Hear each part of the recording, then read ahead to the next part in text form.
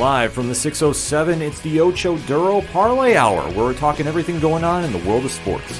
Join in the conversation on social media with the hashtag ODPH, because here we go.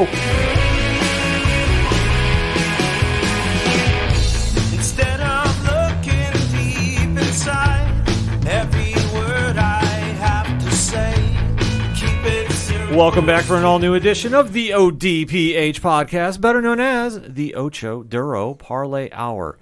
What is going on, everybody? Thank you so much for joining us this week. My name is Ken M. Joining me in studio, as always, you know him. He's the co-host. His name is Padawan J. This message goes out to Julius Randle's son. Much like you, young sir, we too hate the Brooklyn Nets. Facts.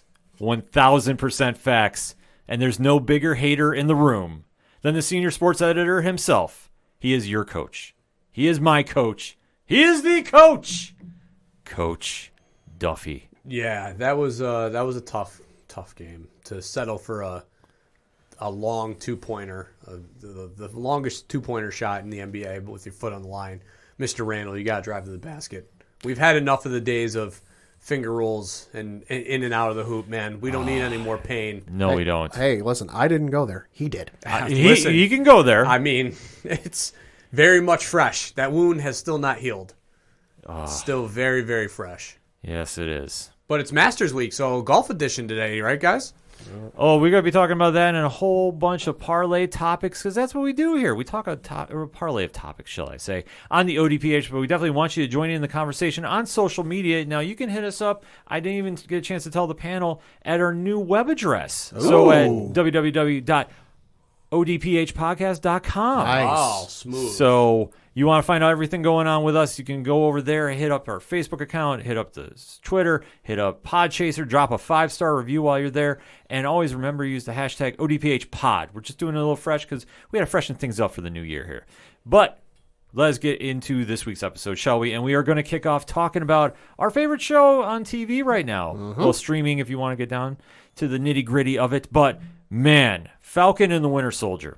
Have we thought this show was going to be as good as WandaVision, if not better? I know I personally did. I thought it would be. I figured it'd be close. It's one of those things that like multiple viewings and time has to go by before you can really, for me, order it and kind of put it in a list. But no, this is bad. Like WandaVision was great. WandaVision was awesome. But so far for me, just being an action adventure oriented guy, this is awesome. Yes, Coach. Yeah, this episode was definitely little more unraveling of the curtain. I mean, this is a definitely, to quote 45 a little bit here, deep-seated.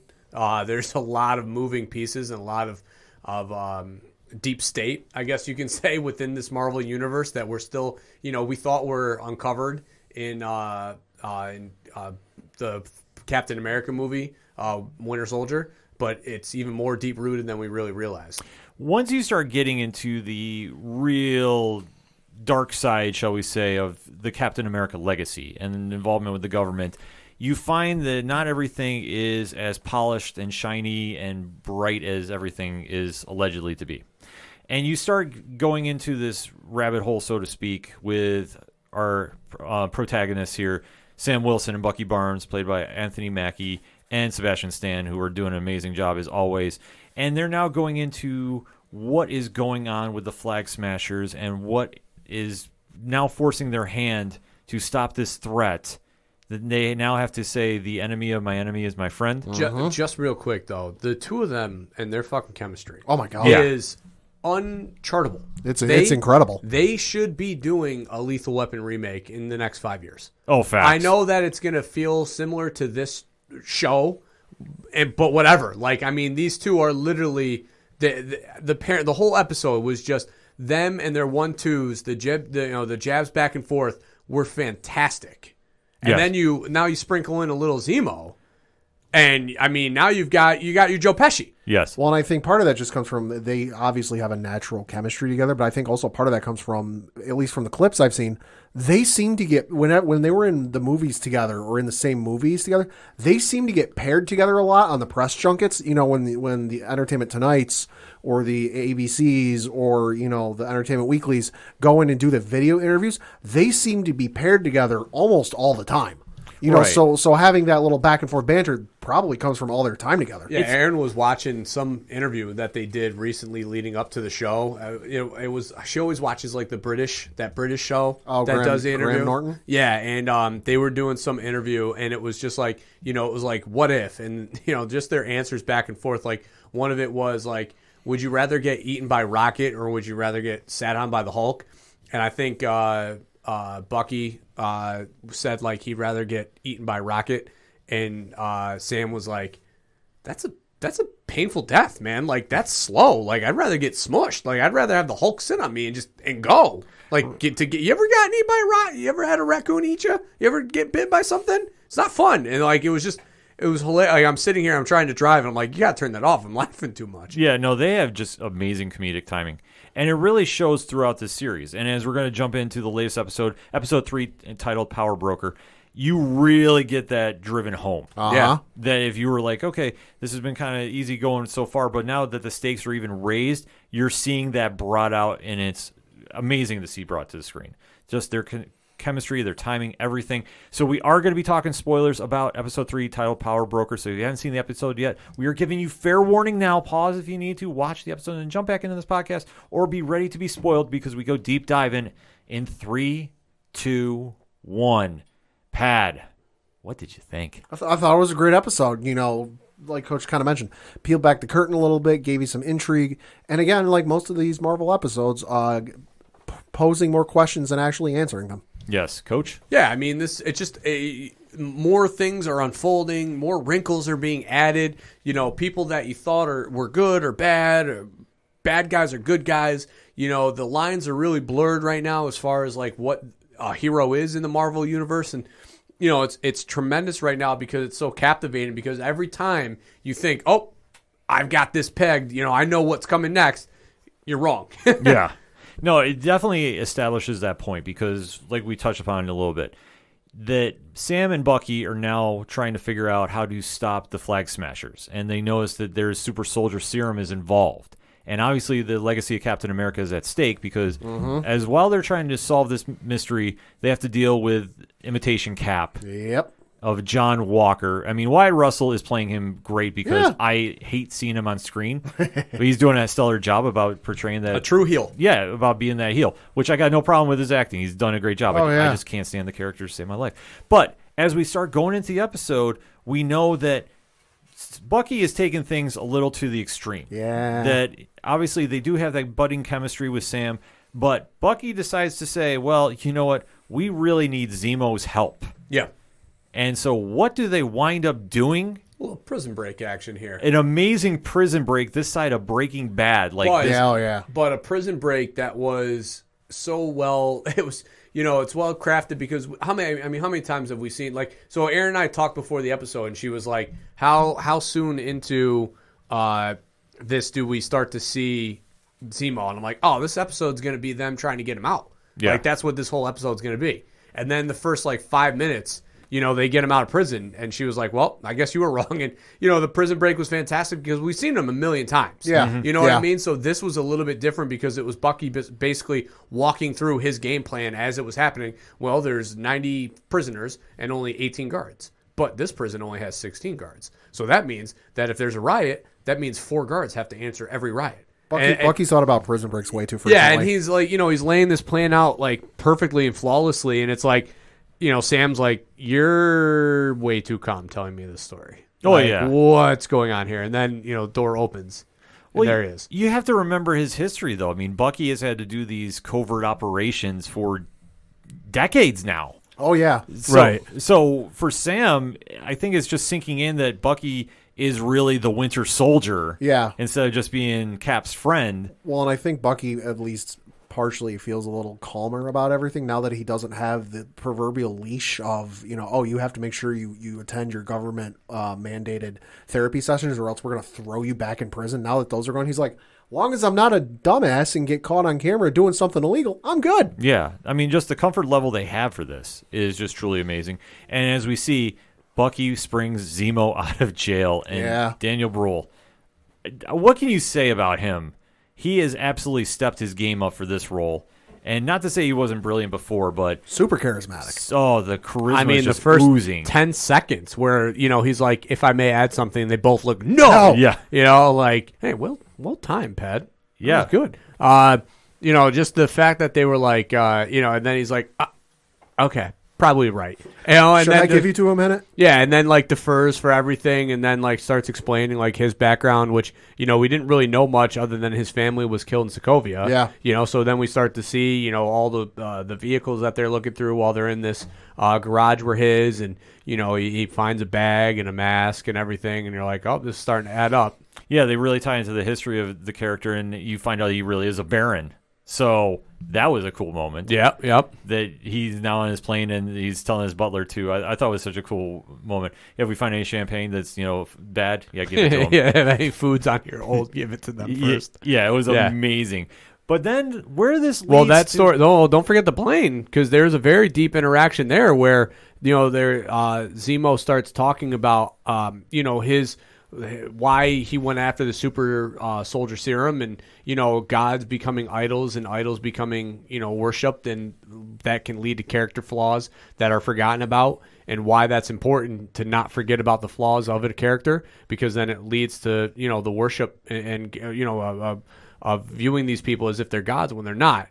And that was a very telling thing, because I think that really speaks to what Zemo was after in that last movie, because all these people, all the things that they did, the Avengers, they saved a lot of lives, but at the same time, a lot of, things were destroyed in their wake. And it's like everybody just forgives those moments, and they forget about the collateral damage, Sure, the Avengers saved New York from the Chitauri invasion, but they also caused $4 billion damage. Right. Yeah. So it's like, and that's forgotten about, so it's really important that Zemo brings back the fact that, we understand that you guys save us, but at the same time, there's a lot of collateral damage that you guys don't get pinned on, and somebody needs to take ownership for that. And obviously Zemo's family was one of them. His realism take about that was very, very telling. Dude should have been looking at the camera and talking to the audience. Yeah, it almost felt like a House of Cards moment where you see Kevin Spacey's character talking right to the camera. Like, sure. If he did that, I would have been like, oh, okay. Because it was just so very poignant to really bring that out. And especially when you start thinking about what he's talking about and you relate it to John Walker's U.S. agent, or Captain America, it's spot on. Yeah. And this is where it gives him his motivation. So like I say, this episode really fleshed him out for people that only knew him from Civil War. Yeah, right. Because like you said with John Walker, fake Cap, there are people by and large, the general public are going to hold him up on a pedestal because he's the title and the logo and the costume and the shield and everything. But what we see, and because we have the benefit of being the viewer, it's not something that people in the show can see. He's already shot one guy in the head and killed him, which is something Steve would have never done. Yeah. And then when they were going after the Flag Smashers and they bust into the warehouse or whatever, he's ready to beat the guy's face in right then and there, which is, again, something Steve would have never done. So people are going to hold him up to, he's Captain America. Truth, justice, and the American way. He's the best of our ideals. You sure about that? Yeah. But as we start going on to our journey, we do go to a magical place. It's not Tahiti. Damn it. But I marked out like a madman about this because we had talked about this previously during the preview episode.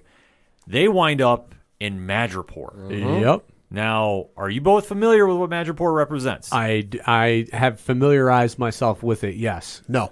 So Madripoor is basically a Gotham City like corrupt town, which is most notably known for being Wolverine's stomping grounds. I mean, the general vibe I got off of it was like an inverse version of Amsterdam. Yeah. Isn't it also kind of like a mutant hideout too? It's been refuge. It's been used during some points in the comics. Yeah, like that's what I was familiar with, it being a refuge for mutants. It just depends on a couple different story arcs have used that as that, but it's also been tied into Wolverine has hidden out there, created an identity known as Patch. Okay. That he is owner of one of the casinos there, so it's almost like his. I want to say almost his fortress of solitude in a weird degree, like its own separate universe away from the X-Men. I mean, where would a man who wants to be isolated from the world isolate himself but a loud obnoxious casino. Yes. Like that's the ultimate Yeah. hiding spot. Yeah. But it's somewhere where he just disappears throughout the comics. I mean, there's been some great stories throughout the years of him just in Madripoor and just how corrupt Madripoor. Like I say, it's like Gotham City. I mean, like I said, it's Amsterdam, but with like fewer rules and more corruption, if that's believable. Yeah, it's just absolutely a seedy place that is just on a whole different level. Well, not so much uptown though. no, But downtown. Yeah, low town and up and high town is just it's a whole different landscape. And they didn't have many friends uptown. No, they did not, because as they travel through, Zemo winds up arranging a meeting with Selby. Now, Selby is, I know has appeared in the comics, but is not really like a huge Easter egg. Yeah. Yeah. People were running like, oh, it's the first mutant we've seen on screen. No. It's Mephisto. Yeah, it kind of was. Some people were running with that, but no. But she was a high-ranking criminal there. And to see them in the club, shout out to the best meme on the net right now, Zemo dancing. Zemo dancing. The Twitter handle Zemo Dance or Zemo Dancing. Yes. Follow it because I got lost in the rabbit hole. I'm not gonna lie. I love the one where they put the Mandalorian theme to it. Yep, I saw that one. There's wearing sunglasses at night. I mean, there's a whole slew of songs with Zemo dancing, and I literally was just scrolling. It's the new version of Baby Yoda pushing the button in the ship. So Yeah. Oh, yeah. he pushes the button, music plays, then it stops, and it's the new version. And then everybody asking for the Zemo cut, so there's a longer thread Release of the him Zemo dancing. cut. Yes, yeah. I've already hashtagged that out. I have no shame in it. I need more of that, damn it. But we see, though, they're in the club, and then they finally get their meeting with Selby. And then Selby starts giving up some information that we needed to know about. Well, let's hold on. Let's backtrack here. Let's not forget about Winter Soldier breaking out Winter Soldier. Well, that's true, because because they have their character. identities. Yes, Yep. they do have their identities. So And a creepy guy was walking up behind Zemo, and now let's not forget Bucky hasn't really been on the offensive very much as far as being aggressive. Yeah. And Zemo looks at him and just says, "There's a man coming behind me. Get him." And Yeah. he just. Zemo, I love it. Just looks at Sam and goes, "Well, it didn't take him long to get back into character." I as soon as he said that, I went, "No, goddamn, you're not wrong." no, because they're all playing a different Just character. fucking dominated people too. Yeah. I mean, like that was like the Bucky of old because in the last few movies, like Bucky, like was post Zen. Yeah, it was very calm. Like especially becoming the White Wolf and everything. Like was very even keel. Yeah, and then all of a sudden it was like cool to see Bucky be Bucky again and just absolute dominate people. And they used the musical cue from Captain America too, which was awesome to see. Well, and it was good. And plus, I mean, because this is the dude that went toe to toe with Cap. Yeah. Like, I mean, and like when it's stuff like that, like it reminds me of wrestling. Like if there's a guy like being built up as like the dominant heel going against the face, and then it's just a squash match that doesn't do much for the bad guy moving forward. You know what I mean? Like he's done. But with Bucky, it was like, he had such a run, and like this is the guy that you equate to being an equal or a little less than Captain America. And then in the last few movies, he's essentially gotten his ass kicked by everybody. Yeah. So it was good to see him like actually put the whooping on people. Yeah, it's something that we haven't seen in a while, but this is something that Bucky is coming to terms with. Almost for him to go into that robot killer mode, the Terminator mode, if you want to call it. He knows that's bringing him into his past, so I think he's been really trying to stay out of it, but he knows to play this character, he has to go. Because I know a lot of people were hitting us up online asking, did Zemo take control of him? No, they're all being separate characters. Because I know that Sam's character was the Smiling Tiger, which is an obscure New Warriors villain. To really tie into the comics, but it has nothing of bearing. I'll say to anybody who thought Bucky was under his control, you're forgetting the line when he first meets Zemo or meets Zemo again in the jail cell, where Zemo starts saying, well, I think Sam starts saying the line, or not Sam, Bucky starts saying the lines that would turn him, turn the switch on and off. Yeah. And Zemo finishes them, and Bucky looks at him and goes, "Those don't work anymore." Yeah. So I know that was something that was given debate because Bucky just slipped in from 0 to 100. As somebody once said, old habits die hard. Exactly. He just flips a switch and absolutely just lays waste to the fight scenes there. So, I mean, another great action sequence, too. And then they finally meet up with Selby. And we get the information that they've been searching for because they do find out that there's a former Hydra scientist in Madripoor that was hired to recreate the super soldier serum. So this is a very interesting idea that we now have somebody trying to do Dr. Erskine's formula. Yeah, I mean, which not new in terms of the comics. We know people have tried to do it for years. Years, but for the movies, new. No, this is something brand new, and this is something that when the history of the Power Broker, which I know the name has been thrown around a lot now, and obviously you know that the Power Broker has hired Dr. Nagel to make his magic happen. You know that this is going to just lead into a new creation of super soldiers, and you know this is going to really give these heroes a challenge. Because now in this day and age where everybody's coming out of the blip, not everything is going to be cosmic-based. They're going to be trying to recreate a lot of the past, so to speak. And this is something that we've seen throughout the history of Captain America comics, where somebody has always been trying to duplicate Steve Rogers but can't do it. And to see the Flag Smashers get their hands on it has been very interesting, because once they learned that there is doses that were stolen by them, this is now heightening the stakes just a little bit. Yeah. And as we see that once during this meeting with Selby, that Sam Wilson takes a phone call. Bad timing. Yeah. Bad Awful. timing. Got to put the phone on vibrate. Or or could have just turn it off. just sent it to voicemail. Yeah. Well, no, he didn't. She wouldn't let him. No. He could have gone, wrong number. No, once that phone goes off, he has to answer it. And, of course, it's his sister Sarah who's, trying to ask a lot of questions about the situation going on back home. And he's like, I can't talk right now. Well, and that was the one confusing thing was, like, he's trying to give, like, answers that are in the vein of the person he's impersonating. And at one point he talks about murdering the banker. Yeah. And his sister we laundered so much money through there. He's like, if they don't give us what we want, I'll murder them, because that's what the person he's impersonating would probably say. And his sister just brushes it off, doesn't even, like, yo, your brother, who's an Avenger and like a worldwide known hero, just said he was going to murder a guy, and you're not going to like say anything about that? Yeah. Yeah, it's just absolutely. Anthony Mackie was just doing an amazing job, just trying to just, like, switch characters. Just instead of being the cool, calculating gangster, he's like, I can't talk right now. I gotta go. I gotta go. I know he complained about his outfit, but dude, you look fresh. Oh, he was silent on that one. He definitely was. But once the cover is blown, a bullet comes through and kills Selby, thus activating a bounty on our heroes. And a real, John Wick moment. Yes. Which it absolutely lights up all through Madripoor. And this is just Didn't seem like it was all that much. I mean, I realized it was like a quick glance at the phones, but it only looked like it was like $1,000. It was a Bitcoin. Yeah. Okay. Yeah. That explains it. Yeah, because at first I couldn't tell what the logo was for, like, the whatever, like $, whatever it is in your country. And I just saw 1K, and I'm like, that doesn't seem like a lot. But now that you say Bitcoin, okay. So when we watched it, because Aaron and I watched it on, I think, Saturday, because Finn likes to watch them too, my son. So I was like, all right, well, we had time to kill. So I was like, Sunday, we were like, all right, let's watch it. So we watched it back.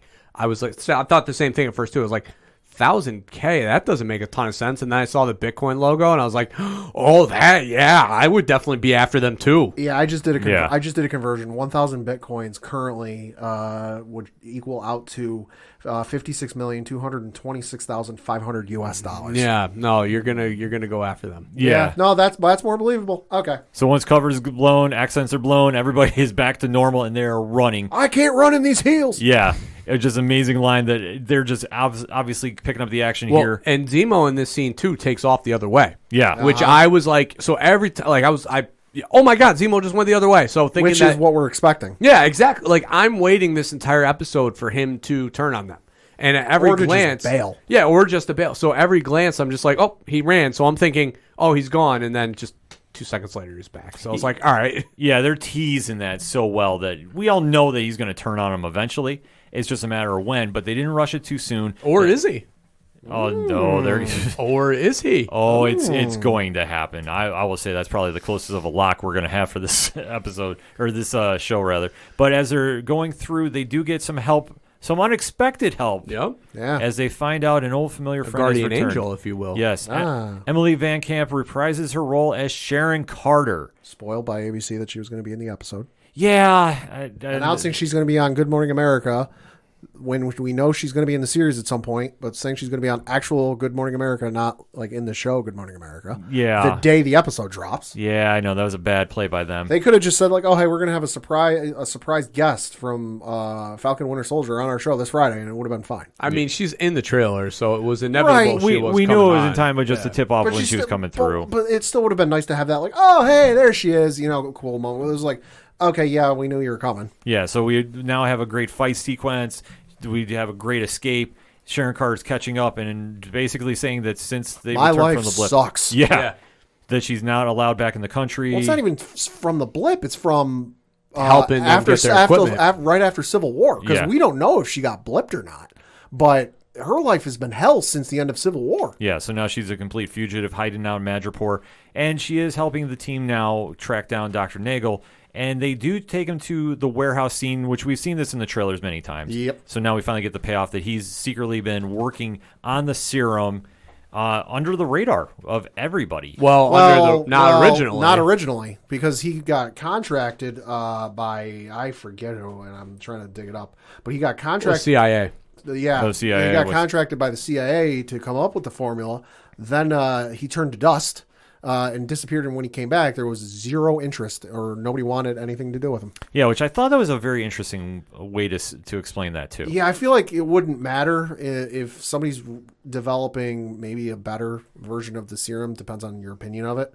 If somebody's developing the super soldier serum that like you're going to be able to use ad nauseum whenever you want, you wouldn't care like. Okay, 5 years is bad. Like, that's still valuable. Well, the way that I picked it up was he got blipped, and then somebody probably picked up his research, and, when he was blipped back, that's when the power broker, kind of snuck in there and backdoored, the U.S. government by, I found the guy making the serum. I'm going to take him and stash him away, so to speak. Yeah, it's a very interesting play they did with him. And I know that it left the door a little bit open because, as we find out, he reveals that 20 doses of the serum have been taken by the Flag Smashers. Yep. So as this information comes out, Zemo... Well, there's also, I want New Rockstar has pointed this out in the little, Easter egg video. There's a really interesting edit during this scene, too. And they talked about it a couple other times, too, like when the Flag Smasher... Because in this scene, too, she's also going to see her mom, who's sick. And there is this weird edit where she's like walking in and somebody's talking to her and we don't know who exactly is talking to her. And they hired a really big name actress to be her mom. And her mom had no lines whatsoever and eventually dies or succumbs to whatever illness she had. So their theory was that there was some sort of like viral thing that was released post-blimp, which is what the Flag Smashers were originally... upset about, that when the people came back from the blimp, some disease sprang and a lot of people became ill. So that's why the Flag Smashers are so mad at the people that returned from the blimp. And it got edited because obviously what happened with COVID, a little high sensitivity there. Yeah. So that, they went and did some reshoots and everything. So, and I mean, when you think about the fact that they were stealing vaccinations and they were after meds, in the original scene kind of adds up in a way when you really start to put the two and two together. And when you start to watch some of the edits, and especially the fact that I watched the post video Saturday and then Sunday watched it again, with my son, I picked up on the bad edit and I'm like, oh, fuck, yeah, that's not a smooth transition. I mean, it could have just, if that's the case, I get why, but I feel like it could have just as easily been explained that like, hey, the Infinity Stones got used twice on Earth. There's a lot of gamma radiation getting spewed out into the world and across the universe. Like, you can just chalk it up to that. Yeah, I mean, let let it be what it is. I mean, I know like there's sensitivity to it, but it's real life, So I mean, you almost could tie it into real life and have that sort of a connection, so to speak, like to it, where like you would feel what the characters are going through because we're going through it at the same time.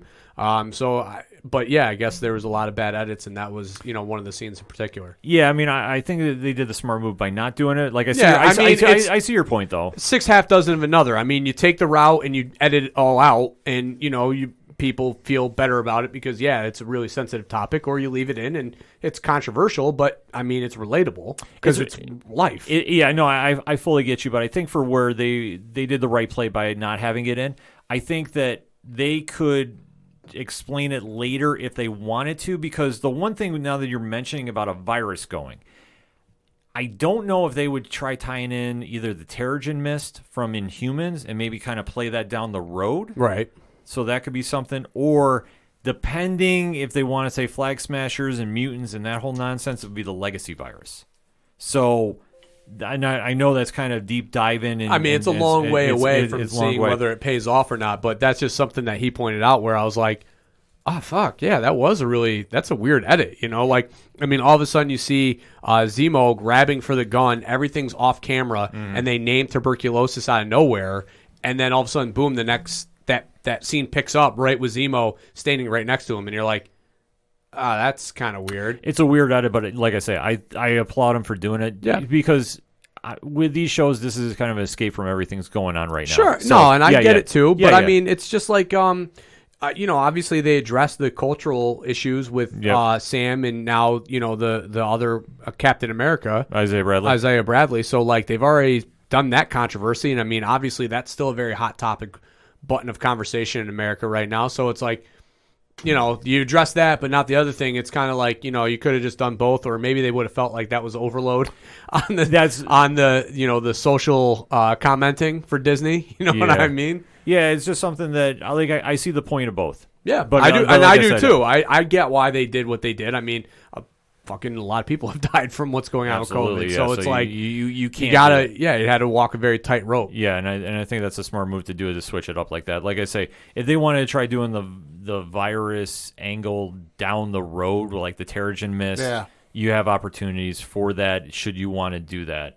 And like I say, with the mutants being involved too, if you want to do the legacy virus, but like I say, that's kind of a different whole ball of wax too that I think they should just stay away from personally. But like I say, for this episode though, they went with the tuberculosis. I think it was a smarter move to do. And as we see, that's kind of the motivation for the Flag Smashers to try doing this. But Zemo kills Nagel. Yeah. Once he hears about this.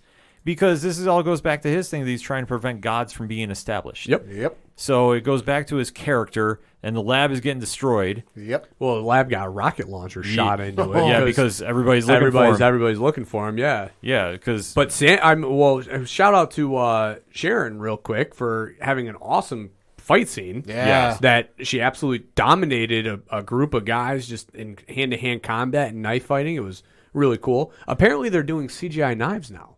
Yes. Which I didn't know was a thing. I believe Apparently it. they started that with John Wick, which, ironically, who directed this episode, but the director, John Wick, so, like, it kind of makes sense. But, apparently CGI knives are a thing, and I had no idea. Yeah, I think they're just trying to experiment with, like, what else can you do? It mean- makes sense. Fewer takes.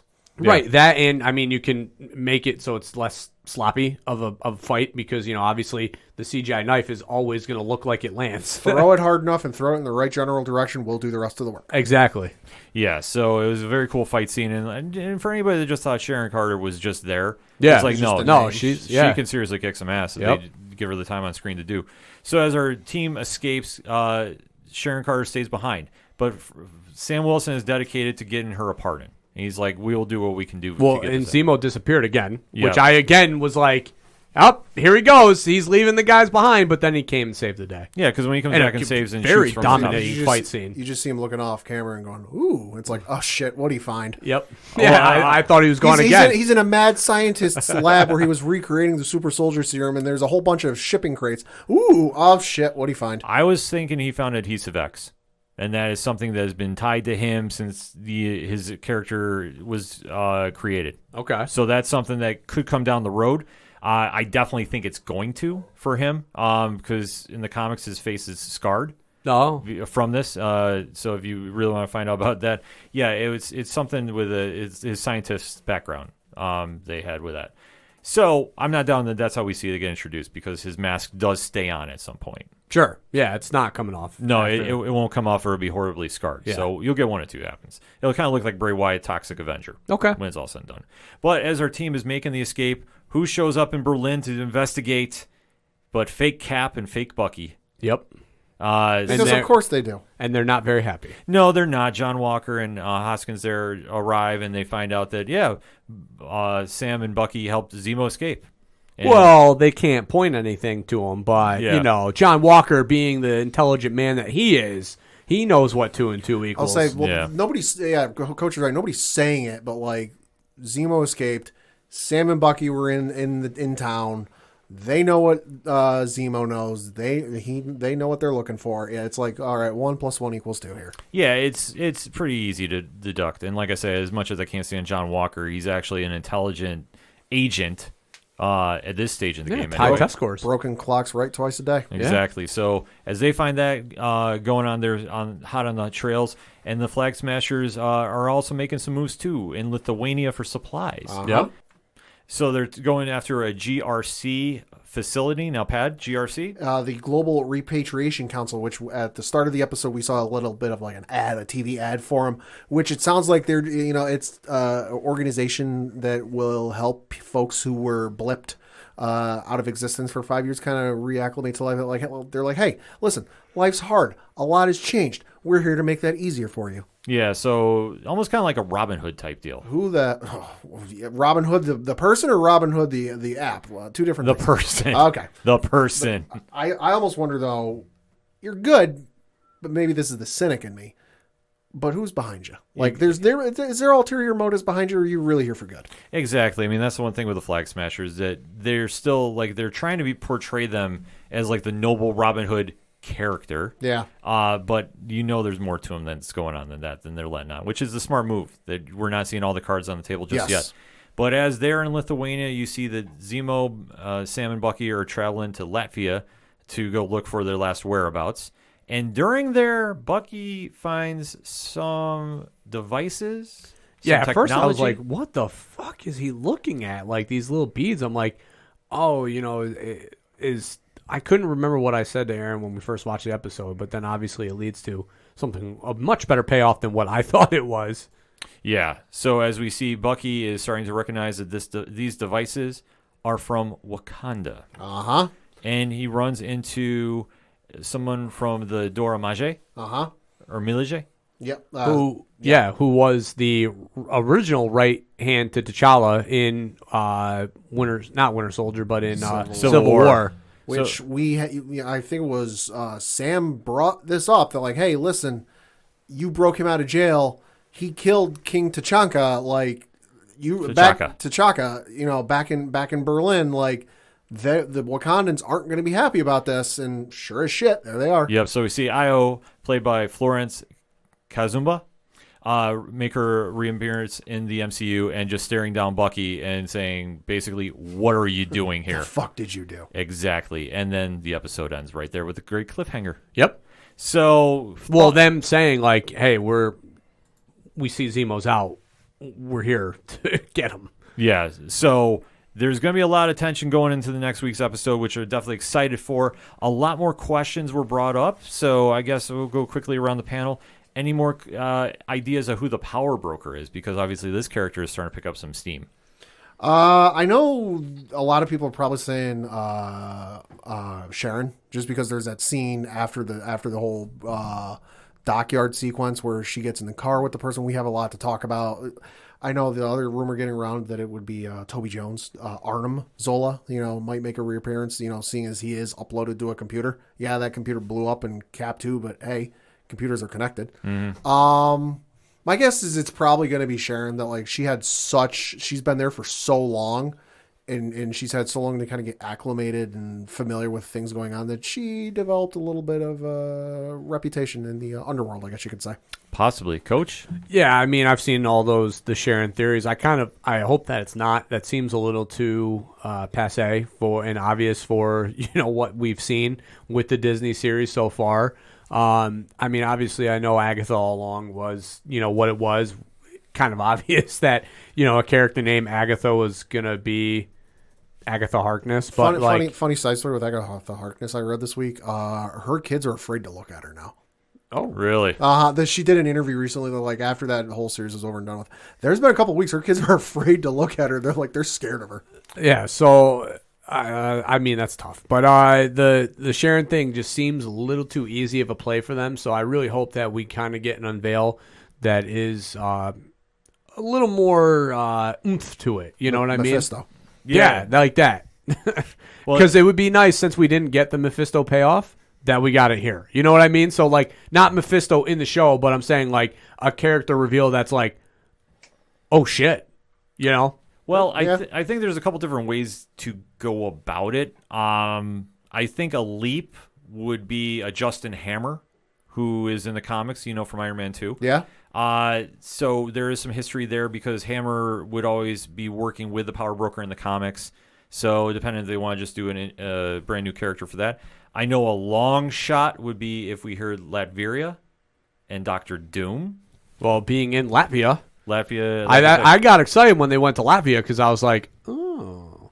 And Zemo said something in this too that he talked about the fact that they danced around it. Yeah, that after the blip, there was a lot of realignments with countries and everything. So I was like, oh, realignment with countries. You know and I think that there was also one of the prior I think he also mentioned that like after the Avengers, like after things got dropped, fun word choice. They dropped and left that like basically I think he essentially said like the vultures came in and I was like, ooh, interesting word choice. Like they got real close to saying what I think is happening with Sokovia. Yeah, Sokovia turned into Latveria. That's what I'm thinking. That's the early rumor too. So I'm not saying it's out of the realm of thought that Dr. Doom would be connected. I just don't know if they would do that. I think if they do that, they're not going to say Dr. Doom or Victor Von Doom. They'll just do like do a one-word name drop, Victor. Yeah, that's all you need to do in the MCU. It'll be something like that. So yeah. I wouldn't doubt that. But now with Wakanda now looking for Zemo because of killing King T'Chaka, you're going to see a lot of Wakanda show up and basically start asking Bucky questions, which I think is going to be a cool ploy if they want to dive into what his future is going to hold, because after this, it's almost like no turning back. Yeah, I mean, it's definitely when they showed up, I was, obviously with, what happened with Chadwick Boseman, the Black Panther character, not necessarily in a flux, but like, there's a lot of, what's going to happen to the character. I know that they've said the third movie is being worked. Yeah. So it's like, this might help kind of, I don't want to say ease things, but like kind of show the transition of where the character's going, which I think will be cool because, I mean, they can use this show to really help, if they do go with Shuri as the Black Panther, this will really help be, I think, a solid launching pad for the character, being the fact that it won't be just in the movie, bam, it's Shuri. You know what I mean? Because that would be a lot of shock, I think. I don't know, I'm trying to like guide my words here, but like not shock, but like I think it would be a lot of like, how did this happen? Where now you can use this show as the launching pad for whatever's to come with the character. You could ease into it without having to go into the second Black Panther movie and just go, hey, so by the way, right? Yeah. Like off camera, he passed away and now she's taking up the mantle. Reasons, right? On. Yeah, now you can address it. And use this as a way to help Shuri, kind of establish herself as the Black Panther character. Yeah, I think if that's the way they go. I mean, I don't, you don't know. I'm just saying, like, this seems like the right move. It definitely would if that's the direction they want to go with. But we're trusting everything Feige and Marvel Studios. Has they let us wrong yet? No. Inhumans. What? Well, like I said, I don't really blame that too much on them. I mean, shit, we're gonna get a fourth Sam Raimi Spider-Man movie. Like, I mean, they do no wrong. Yeah. It's always something with Marvel that we just, everything's connected and they've really got this laid out. So their plans are already set. It's just for us to guess what is going to happen with our characters moving forward. For Bucky, the history is kind of wide open where he could go. I'm still thinking there might be a long shot he's going to be involved with Thunderbolts. Could be. That I know that is also tied in with Baron Zemo. Whatever direction we're going to go in there is going to be anybody's guess. If we start seeing more characters pop up during this series, right, I'll have a better understanding for that. And for Sam, I think it's just a matter of time till he knocks the crap out of John Walker and takes the mantle back himself. He's gonna slug him, cold cock him, and it's gonna be the most satisfying thing in the world. Well, at some point, the dude gets the shield back. I mean, like it's in the Yeah. trailer, like we know it's coming. So Yeah. Yes, but I just can't wait till he just... Unless it's a dream sequence and they're just swerving us Yeah. real hard. You never know. I mean, that's the one great thing about the show. But definitely let us know what you think. Hit us up on that hashtag ODPH pod. What did you think about Power Broker? Episode 3 of Falcon and the Winter Soldier. We got a lot of takes. We definitely want to interact with you, so hit us up. Let us know. We're going to take a quick break. We'll be right back. Why can't he put you in the shark? Because you can't grapple a ghost.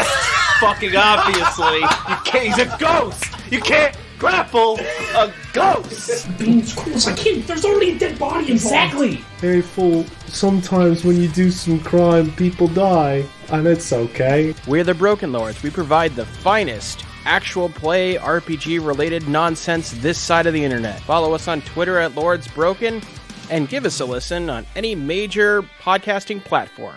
Coming back for another segment of this edition of the ODPH podcast, and it is the most wonderful time if you are a pro wrestling fan of the year. This is WrestleMania week. Literally a week. This past Monday was Monday Night Raw. Tuesday was the WWE Hall of Fames. I say Fames because it was last year's and this year's on the Peacock Network. Tonight it is NXT on USA Network. They're night one of their pay-per-view. Thursday is part 2 of their pay-per-view. Stand and Deliver. Stand and Deliver on Peacock. Friday is SmackDown.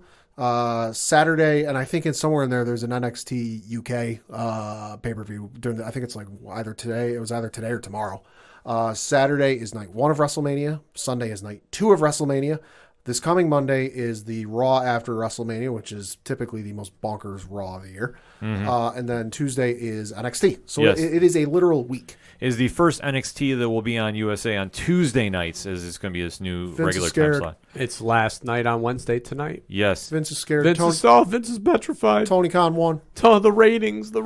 And we didn't even mention the big news about the Stone Cold podcast and who's going to be on after WrestleMania. I mean, do they talk AEW? Do they? I mean, I'm probably the least surprised person about that in the entire internet, just for the simple fact that I don't drink the AEW Kool-Aid, but I do believe when Jericho said right after he signed with AEW that he said he still had a good relationship with Vince. He fucking texted him before everything he does. Yeah. So tell me again, the fact that this is breaking the wall down or breaking the door down. No, dudes, the guy's fucking legitimately friends with another guy. It's nothing. It's nothing new that Vince has good relationships with folks who leave his company. The Eric Bischoff 83 Weeks clips have been popping up on my YouTube homepage.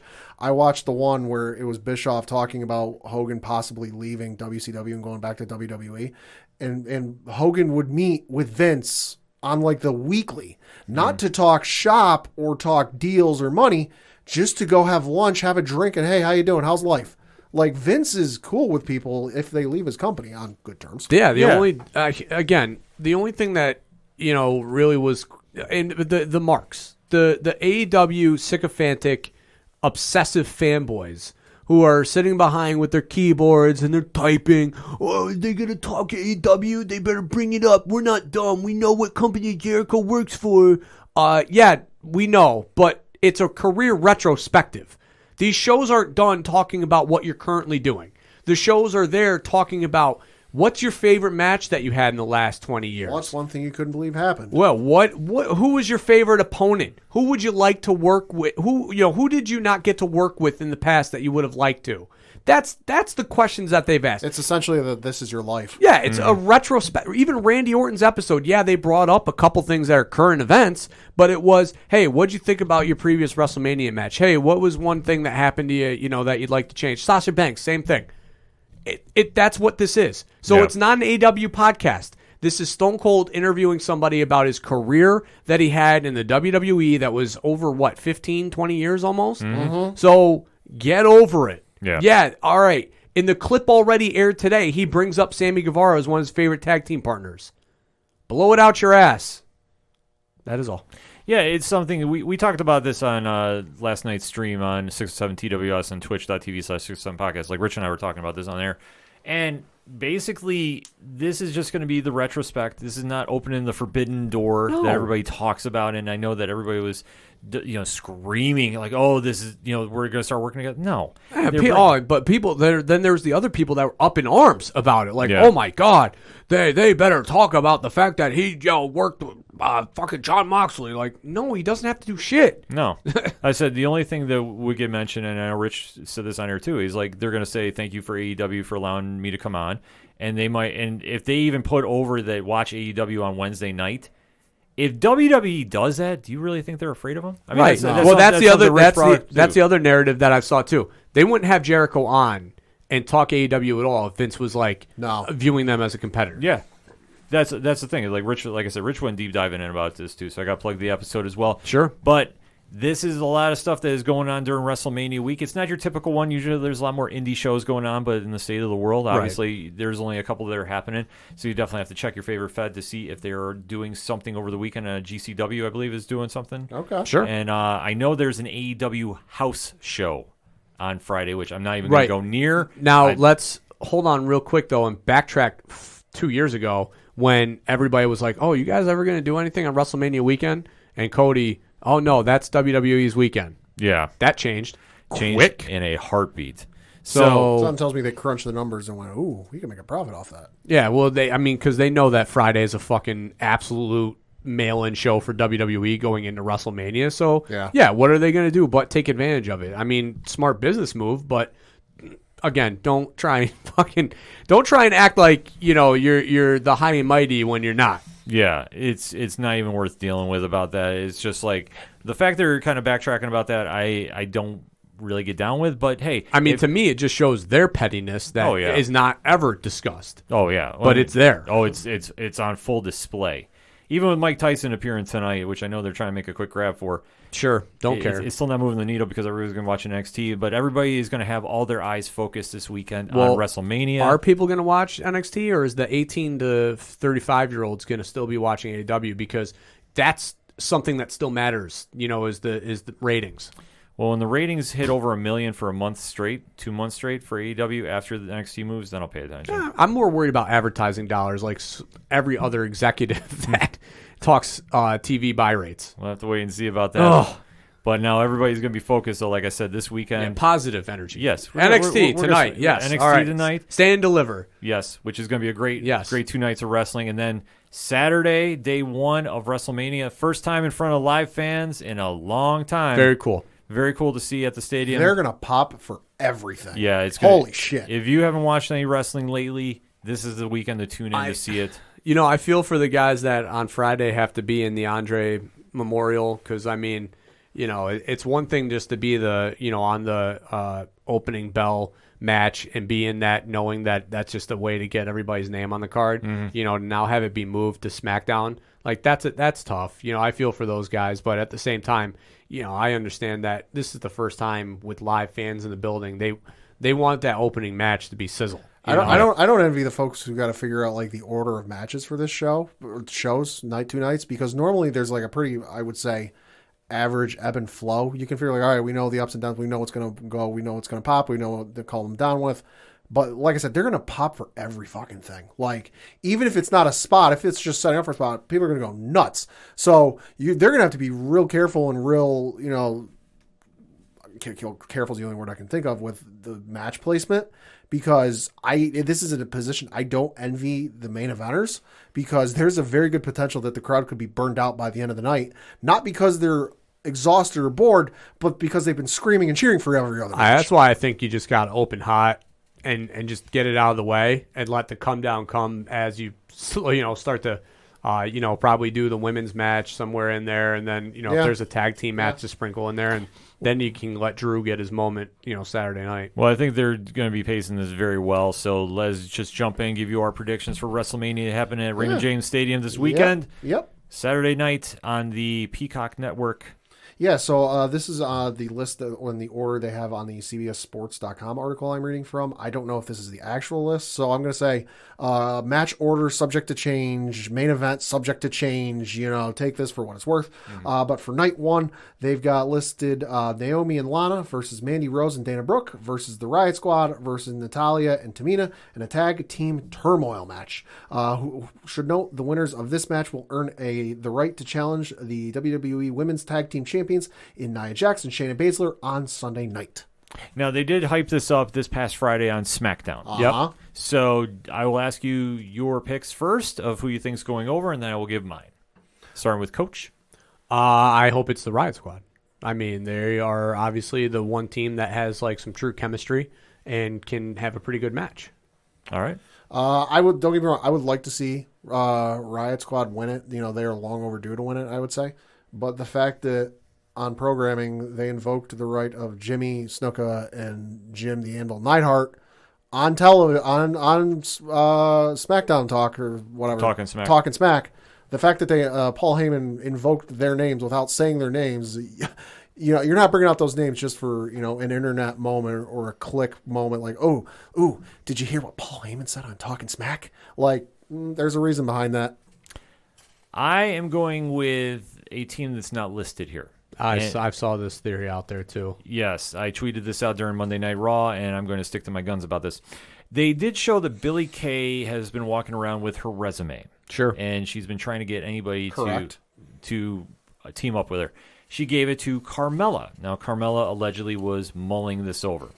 What I think is going to happen is Billie Kay is going to show up and say Carmella and her in this, and Carmella is going to stiff her. So who comes in to save the day but Peyton Royce? And we get the return of the Iconics. Which would be nice because they've both been just They've been floundering. Floundering. And it sucks, too, because Peyton Royce cut this amazing promo, and it was one and done. Yeah. And then Billie Kay is just entertaining as all hell, but she's been just kind of hanging out in SmackDown and really getting lost in the shuffle. I think this is a smart move to pair them together, and I think they go on to Night 2 as your number one contenders. I mean, in a division that is already lacking true tag teams, it's like, why not put the one team back together that actually had solid in-ring chemistry and, could tell true tag team stories such as they could, I mean, at least like with the Riot Squad, Ruby's a pretty solid individual, she doesn't need Morgan, to be a tag team partner and still have great matches. The two of them are just, the Iconics, are just really good 1A and 1B off of each other that it's like, why not just let a tag team reign? Yeah. No, I fully agree about that. Yep. Next up, in a steel cage match, you have Shane McMahon taking on Braun Strowman. And I don't have the actual number in front of me, but I did read someplace that this is the first steel cage match to take place on WrestleMania since one of the early ones. God, I want to say this has been since... Like true steel cage? So are we talking like Hogan and King Kong Bundy? I think that's the one it was. No, because 12 had Bret Hart and Owen Hart had like WrestleMania 12. Yeah. So because it gets overshadowed by the ladder match. Yep. And it was a great match the two of them had. Yeah. Yeah. I don't give a shit. I mean, Braun has to win, right? Or is it going to be one of those things where it's going to be, Braun throwing Shane through the gimmicked cage and him landing on his feet by the cage breaking through Braun throwing him, and that's it? So according to the Wikipedia page for WrestleMania 12, Michaels versus Bret Hart was only a 60-minute Iron Man match. Okay. So it was either... The year before, it was Bret 10. and Owen. Yeah, Bret and Owen were in a cage. Yeah, Bret and Owen were in a cage. It must have been WrestleMania 10. It definitely could be. Pat, you got a pick about this? I'm going to go with Braun. I mean, like I said before on the last pay-per-view where Braun was supposed to face Shane, but then Shane got quote-unquote injured. This isn't for Shane. This isn't to give Shane the rub. This isn't to make him look strong. This is to build Braun back up. And Shane's going to bump him. Shane's going to do what has to be done, to make Braun look good. I don't care about this match. I'm just hoping I don't hear that stupid whistle running around the ring, the train whistle. I've been fortunate enough where life has led me to be a little busy from watching Raw and seeing this. Worst. So I've been very fortunate that I have not gotten to see or hear the whistle. The only thing that'll make this redeeming is if there's a big name debut run-in to help Shane win. Like I said, if like Lesnar appeared. Oh, what would have been sick, but they broke him up. Undisputed Era. Yeah. Like that would have been a hell of a way to debut them. If you had something like that, then I think that would be some saving grace for this match. But otherwise, I just don't care. Awkward. I just don't care. Yeah. Next up for the Raw Tag Team Championship, you have the New Day taking on AJ Styles and Omos. Sure.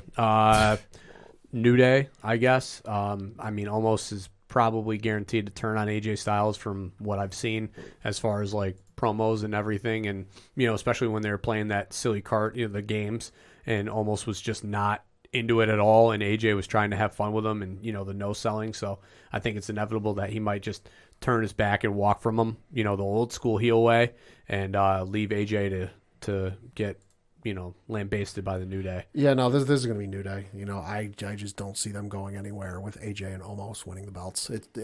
I just don't see it. I'm taking and new. And the only reason I say this is AJ Styles, to my memory here, has never been tag team champion. Okay.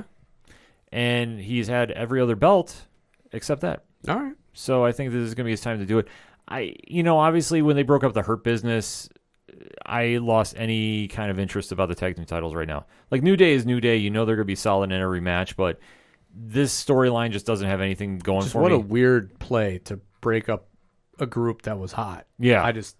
is too. Is I mean, too, I don't is know. Too soon. I don't know. Too If, soon. And you know what would have been really? I mean, with obviously Lashley going against Drew, what better way to get? And I know I'm flash forwarding here. I'll save it. I'll save my take for the Drew there. Okay, Fair enough. But that's me. But Remind me about this. I will. Next up, you have Cesaro taking on Seth Rollins. Yeah, I mean, this will be a fun little ditty. I mean, that has, if it is given the time, enough to tell a story, I think this could definitely be a match of the night or match of the weekend contender. I'm gonna go with, I'm gonna lean Seth, but with some shenanigans. I don't know what the shenanigans are yet, but I think that it's going to be something that will leave our babyface Cesaro frustrated at the loss. Yeah, no, I'm going to agree with Coach. Cesaro's going to look real damn good coming out of this. Really good. Seth's going to do whatever it takes to give Cesaro the shine, but Seth in some, heel shenanigans is going to win. I'm going to take Cesaro. I mean, all right, Ken, I see the fucking pattern here. All right, guy, okay? I see it. I gotta be different. No, but like this could be a match of the night contender. Sure. I know. I got into some heat with Jay West from We Get Dove Podcast, who said he was going to Triple H spit water at me because I said that the main event was going to be better than this one. But I digress. Okay. But this is going to be it's like my 1A 1B match with another match later on the card. Like this is going to be a phenomenal match. It's going to be something fun. I just think that you've been pushing Cesaro so much lately. You have to give him the win.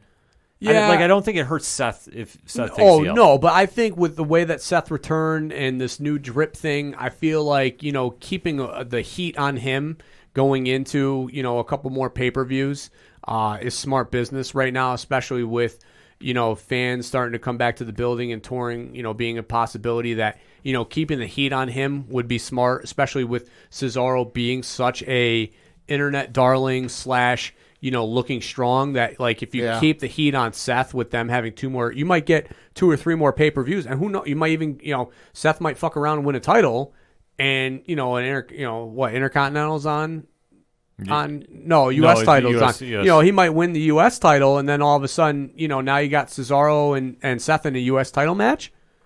Isn't US on Raw? IC's on SmackDown. You're right, yeah. But either way, he wins the IC title, and all of a sudden now you've got Seth versus Cesaro for the IC title. It would be a fun little number. Yeah, there's definitely a couple different ladder things match they could go with. Yeah. Sign me up for it. Oh. This one's got a lot of potential. So like I said, this could definitely be a match of the night contender. And I'm just happy Cesaro's getting a high profile. Yeah, listen, I've said it. I watch him on the up, down, down stuff. I watch him on Uno. He's entertaining as all We're hell. going to be watching it tonight. He is one of the fun. It's him, it's Adam Cole, it's Breeze, and it's Woods, and he is, if not the funniest one on the show, the funniest. Yeah. He is hilarious, and his personality shines that when you give him an opportunity to have those moments, and you don't just say, go out there and be a robot, he can carry a mic. Yeah. So definitely waiting to see what stems out of this. But I think if he wins, too, that Monday night after Mania, if they still have fans there, is going to be absolutely crazy. Oh, yeah. Yeah. Next up, you have The Miz and Morrison taking on Damian Priest and Bad Bunny. I mean, it's got to be Bad Bunny. Yeah. I mean, you don't have a choice here. The question will be is Bad Bunny going to be the greatest wrestling celebrity of all time? And yeah, that's a shot at Tony Khan. I did it. Yeah, saying Shaq's the greatest. Let's see if Bad Bunny can carry some weight, because allegedly he bought a house or was renting a place near the training facility, was there 4 days a week training. So the dude's getting ready. He's in the ring with vets, which is a smart move, putting him in, and Damian Priest too, putting them in with Miz and Morrison. They're going to be able to, especially Morrison is going to be able to carry a lot of the bumping weight if he. No injuries. Obviously, I know there's been some talk of Morrison's knee. Yeah. Giving him some fit. So hopefully, he's going in 100%, and he's going to sell for Bad Bunny like nobody's business. And I think it's going to be a very fine match for a celebrity match. Yeah, no, it's going to be Bad Bunny and Priest. Like, you don't go through all this hassle and all this hoop of getting him in there when, let's face it, he's a very busy individual these days. Yeah. I heard he's not very popular though. Is that the truth, or is that just coming out of a 56-year-old man's mouth? Coming out of a 56-year-old man. Okay. Oh, yes, because you won a Grammy, so yes, he must be very popular. Yes. Okay. Cool. Allegedly. Cool. Yeah. Right. Yeah, sure. Yeah. Bad Bunny's going to do a red arrow. Yeah. I'll go buy the song. Oh, you're not flipping this one, are you, Ken? No. No, Well, I wonder why. No, because this one is Easy, yeah, the low-hanging fruit, huh? You could have gone out on the edge. I could have, but Yeah. that would have been wrong. Yeah, all right. Sorry, not gonna be wrong about this one. Next one up. For the SmackDown Women's Championship, you have Sasha Banks defending her belt against Bianca Belair. What a fucking match, ladies and gentlemen. Oh, yeah. What a match. What a match. I mean, I'm not huge on the Bianca train like a lot of other people are, but I am very high on the Sasha train. So I'm very excited to see her get shine. One of the last of the quote-unquote lady horsemen, that NXT group to get a main event spotlight. So I'm very excited to see what Sasha's going to do, because Sasha will always push the limits. I mean, her NXT matches show that. I mean, she is willing to do some crazy shit to make sure her matches land, and I don't see this being any different. I'm going to go Bianca, though. Yeah, no, this match is going to absolutely tear the house down. It's going to be possibly one of the best of the year, if not one of the best in WrestleMania history. It's got that potential. Just Not the Tokyo Dome. True. Just with how good Bianca and Sasha are. That said, I think it's going to be Bianca. I think between her performance last year at the Royal Rumble and then winning it this year, And the documentary coming out. everything coming out, I think the signs are pointing to Bianca.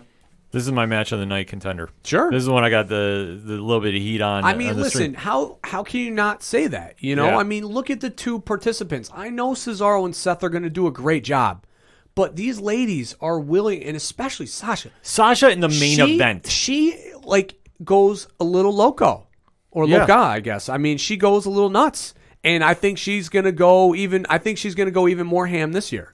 Yeah, the fact that, like I said, this should be the main event. They haven't officially said it's going to be, but I mean, from all what I've read, it seems like it's going to well, be. it should be. I mean, if you want to break it down, the winner of the Royal Rumble always is in the main event Sure. of WrestleMania. So why not have the winner of the women's in the main event Yeah, and the winner of the men's? I mean, if you've got two nights, yeah, one night is the women's, the other is the men's. You know, however you want to do it. But this should be the main event. This is going to be absolutely classic. Sasha is going to put on a performance like you haven't seen before. Yep. Like I say, she goes absolutely bananas when she's in a main event. Dude, but the fact that pushes she's it. in the main event of WrestleMania. Yeah. I mean, there's been a lot of moments where I've been like, Sasha, oh my God. And I'm fully expecting to say that again on Saturday. Yeah, I fully do absolutely. too. I think Bianca does get the win, but if Sasha wins, I'm not going to be mad either. Yeah. Like this could be the new fight forever for me. Like Okay. I'm down with this, but I'll take Bianca for the win. Yeah. And then lastly, you have Bobby Lashley taking on Drew McIntyre for the WWE Championship. All right, her business take, go. So how much smarter would it have been? You know, you have the payoff of MVP saying, I'm going to cost you your belt, right? And the payoff, and that wasn't even like something that they were like, oh, you said that, 7 months ago, and now we're going to have the payoff here. Like, that wasn't even the case. It's just coincidence that it happened. Why not take the coincidence and run with it? So now here we are. You got Lashley against Bobby Lashley, or you got Drew McIntyre versus Lashley. You got the world title on the line, and now you have, the Hurt Business and MVP. Like, I'm going to do everything I can to make sure that you don't win this belt back. So Drew, your hero, your Scotsman, coming and rising to the challenge of having to take down the entire Hurt Business to eventually win his title back. The pop the crowd would have, it would be Drew's moment that he didn't get beating Brock last year, overcoming all the odds in the world stacked against him to be able to win this match. And then on Monday, you can have the Hurt Business implode because they couldn't get the job done. Yeah, Boom. That's what they should have done, but unfortunately, they didn't do it. Pat? I think this match is going to be good. It's going to be hard hitting. It's going to be Soft-spoken. those of you with weak constitutions might not want to watch. That being said, I think it's going to be Drew. I think it's going to be for whatever reason, playing hot potato with the belt. It's going to go back to Drew. Yeah, this one, I'm so bitter about the Hurt Business breaking up. Sure. Well, and you have every right to be. Yeah, that They were finally getting traction. Yeah. Like they were finally the best thing on Raw. Yeah, they were finally like getting over, the bullshit donut scene with Riddle and all that stuff. Like they were moving past that and actually looking like a legitimate threat to not only just the title things, but just being a dominant group on Raw. And then you just split them up. It makes You just no split sense. them up right going into WrestleMania. Like this is a storyline that pays off post-Mania. Like, you don't break up a group the night before or the Raw before your biggest event of the year. Yeah, facts. Unless, it's going to be like this thing where, it's a swerve and they did it to, make Drew think that it was comfortable, and then they come back and save them. But that's such left field. It definitely is, and That's like real conspiracy theory stuff. Yeah, like I would love to see them just reunite, and then that's how you take out Drew. So I'm gonna go with that ending. That and You're gonna go with my wild bullshit theory. Yes, all right, I'll go with the bullshit theory. It makes sense to me. It didn't make any sense as I was saying it, but No, let's go with it. There's all sorts of it. They try getting Lashley's good side. They'll help Lashley win. Her business is reigning supreme at the end of the night. Sure. Give it to me. So you're going to go with the heel closing out the night, huh? Allegedly, according to this card. Allegedly, yes. I'm going to go with the heel closing. See, that's why it makes more sense that they flip it unless Drew is winning the title, and then you give Drew the main event. Yeah. That's what I say. Like I think Lashley's going to get it. Her business, they'll come to the senses, reunite, and remain strong. I'm going with that. Damn it, I need this. All right, so that was night 1. So Pad, why don't you kick us off night 2, and you lead off the predictions? Yeah. So first match I got listed here is Nia Jax versus to be determined, because we don't know who that's going to be. My guess is they're going to retain. Like I said, one of the biggest issues I have with that belt. I'm glad the women finally have a tag team championship belt, but damn it, you've got nobody there to retain it. To defend it, that's an actual tag team. It's all 2 wrestlers with nothing creatively as for them as singles competitors. Yeah, let's just throw you together in a tag team. My prediction is I will not watch this match. That's fair. Bold strategy. Yeah, let's see if it pays off for me. No, yeah. I mean, I feel like it's going to be whatever tag team wins the turmoil match will win this, because they'll implode Nia and Shayna Baszler and let her move on to being a singles contender and possibly push for a title match with whoever comes out of the Raw women's match. And now you have new champions, whether it's the Iconics, which would be awesome, or the Riot Squad. I take new. It doesn't matter if it's the Iconics or not. It's going to be new, and they're going to split up Nia and Shayna. Thank God. Next. For the United States Championship, you have Riddle taking on Sheamus. All right, Pad, who you got?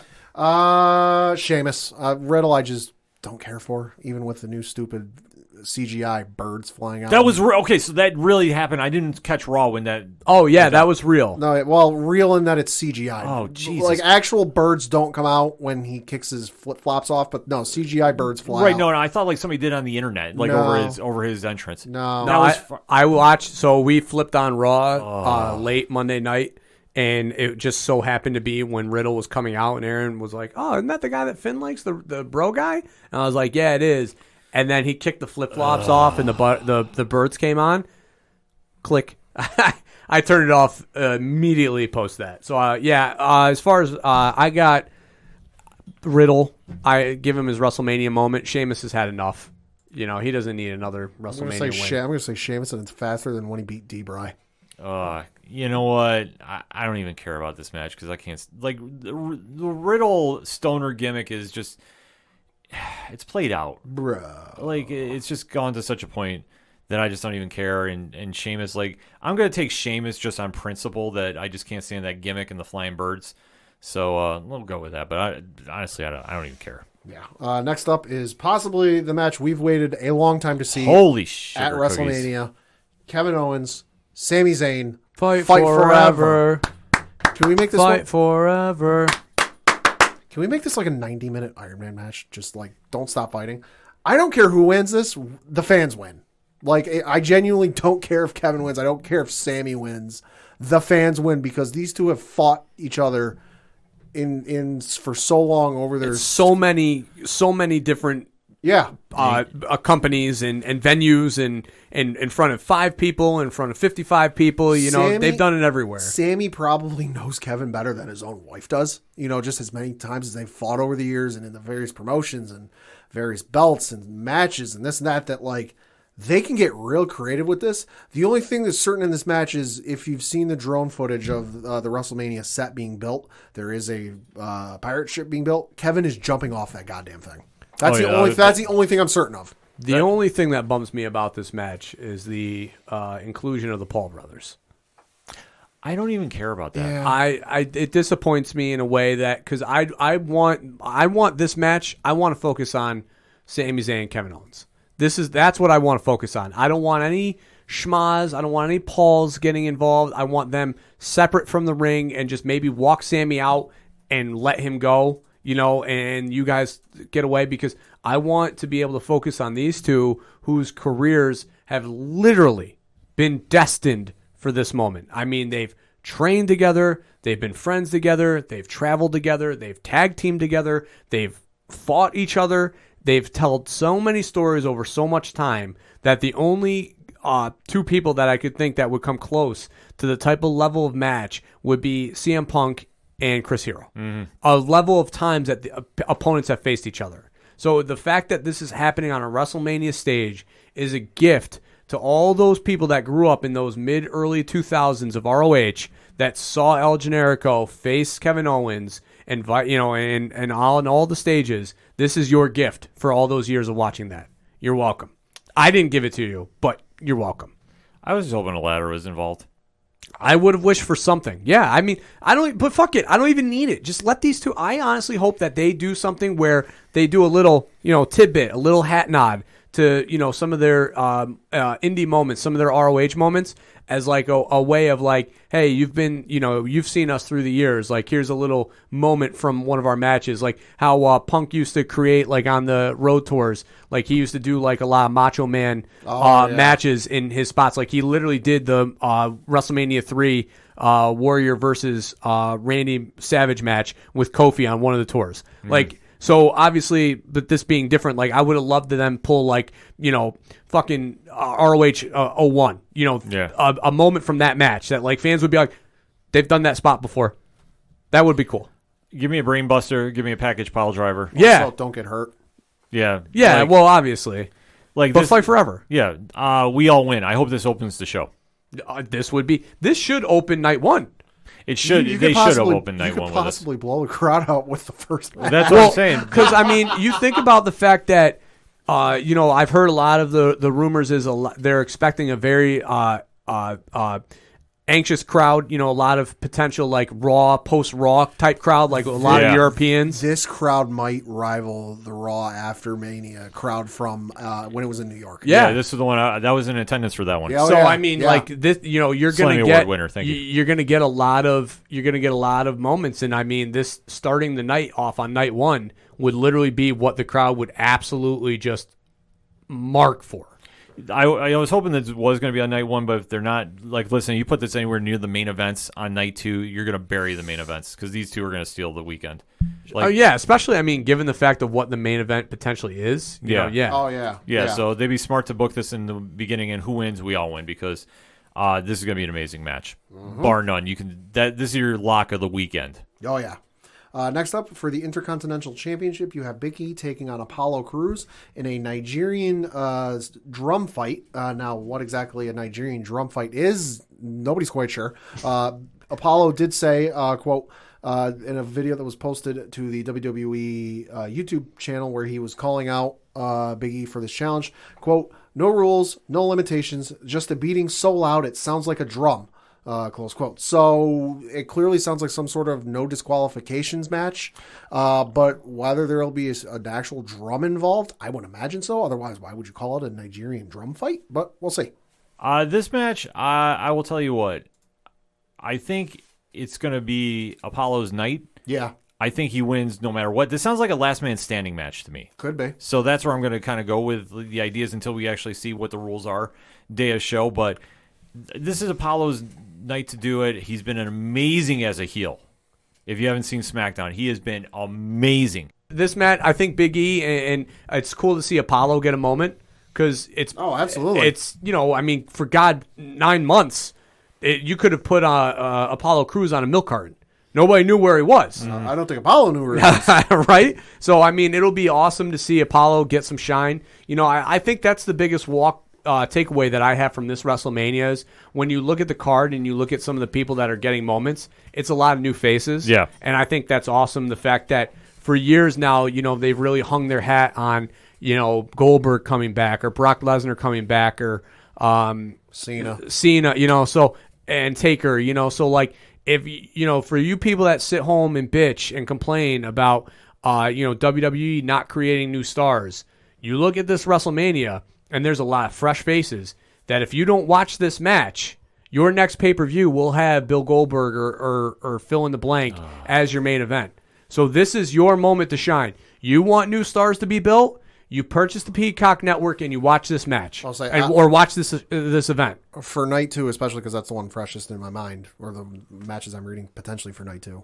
There's one name that I've mentioned that's like an established WWE guy, and that's Sheamus. Yeah. Everybody else is like been other places, come other places, and come in. Like, this isn't like, hey, you've got Triple H in this match, and you've got John Cena in this other match, and you've got, The Rock in this other match, which there's nothing wrong with those guys.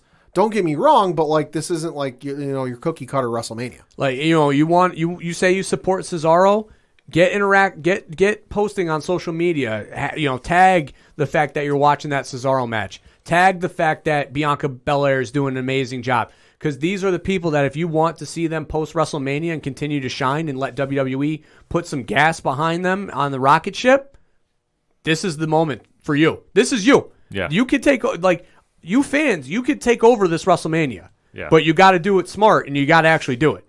Because if you don't, you're going to get the same, like Pat said, you're going to get the same cookie cutter bullshit. So I'm very excited to see Apollo get a WrestleMania match.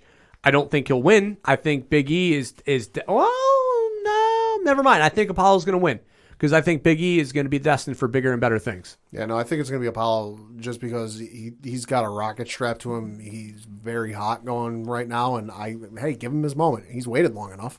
Apollo's due for it, so you got to give it to him. Big E, I think if he gives up the belt, which I think Apollo does win this win, lose, or draw, because they've been fighting for, God, it feels like forever recently on SmackDown. Yep. Big E's going to be going to the main event picture. Yeah, I think is kind of clear. Whoever wins the main event, a Big E babyface, going against one of those two heels that are probably going to come out the title holder makes the most sense. Yeah.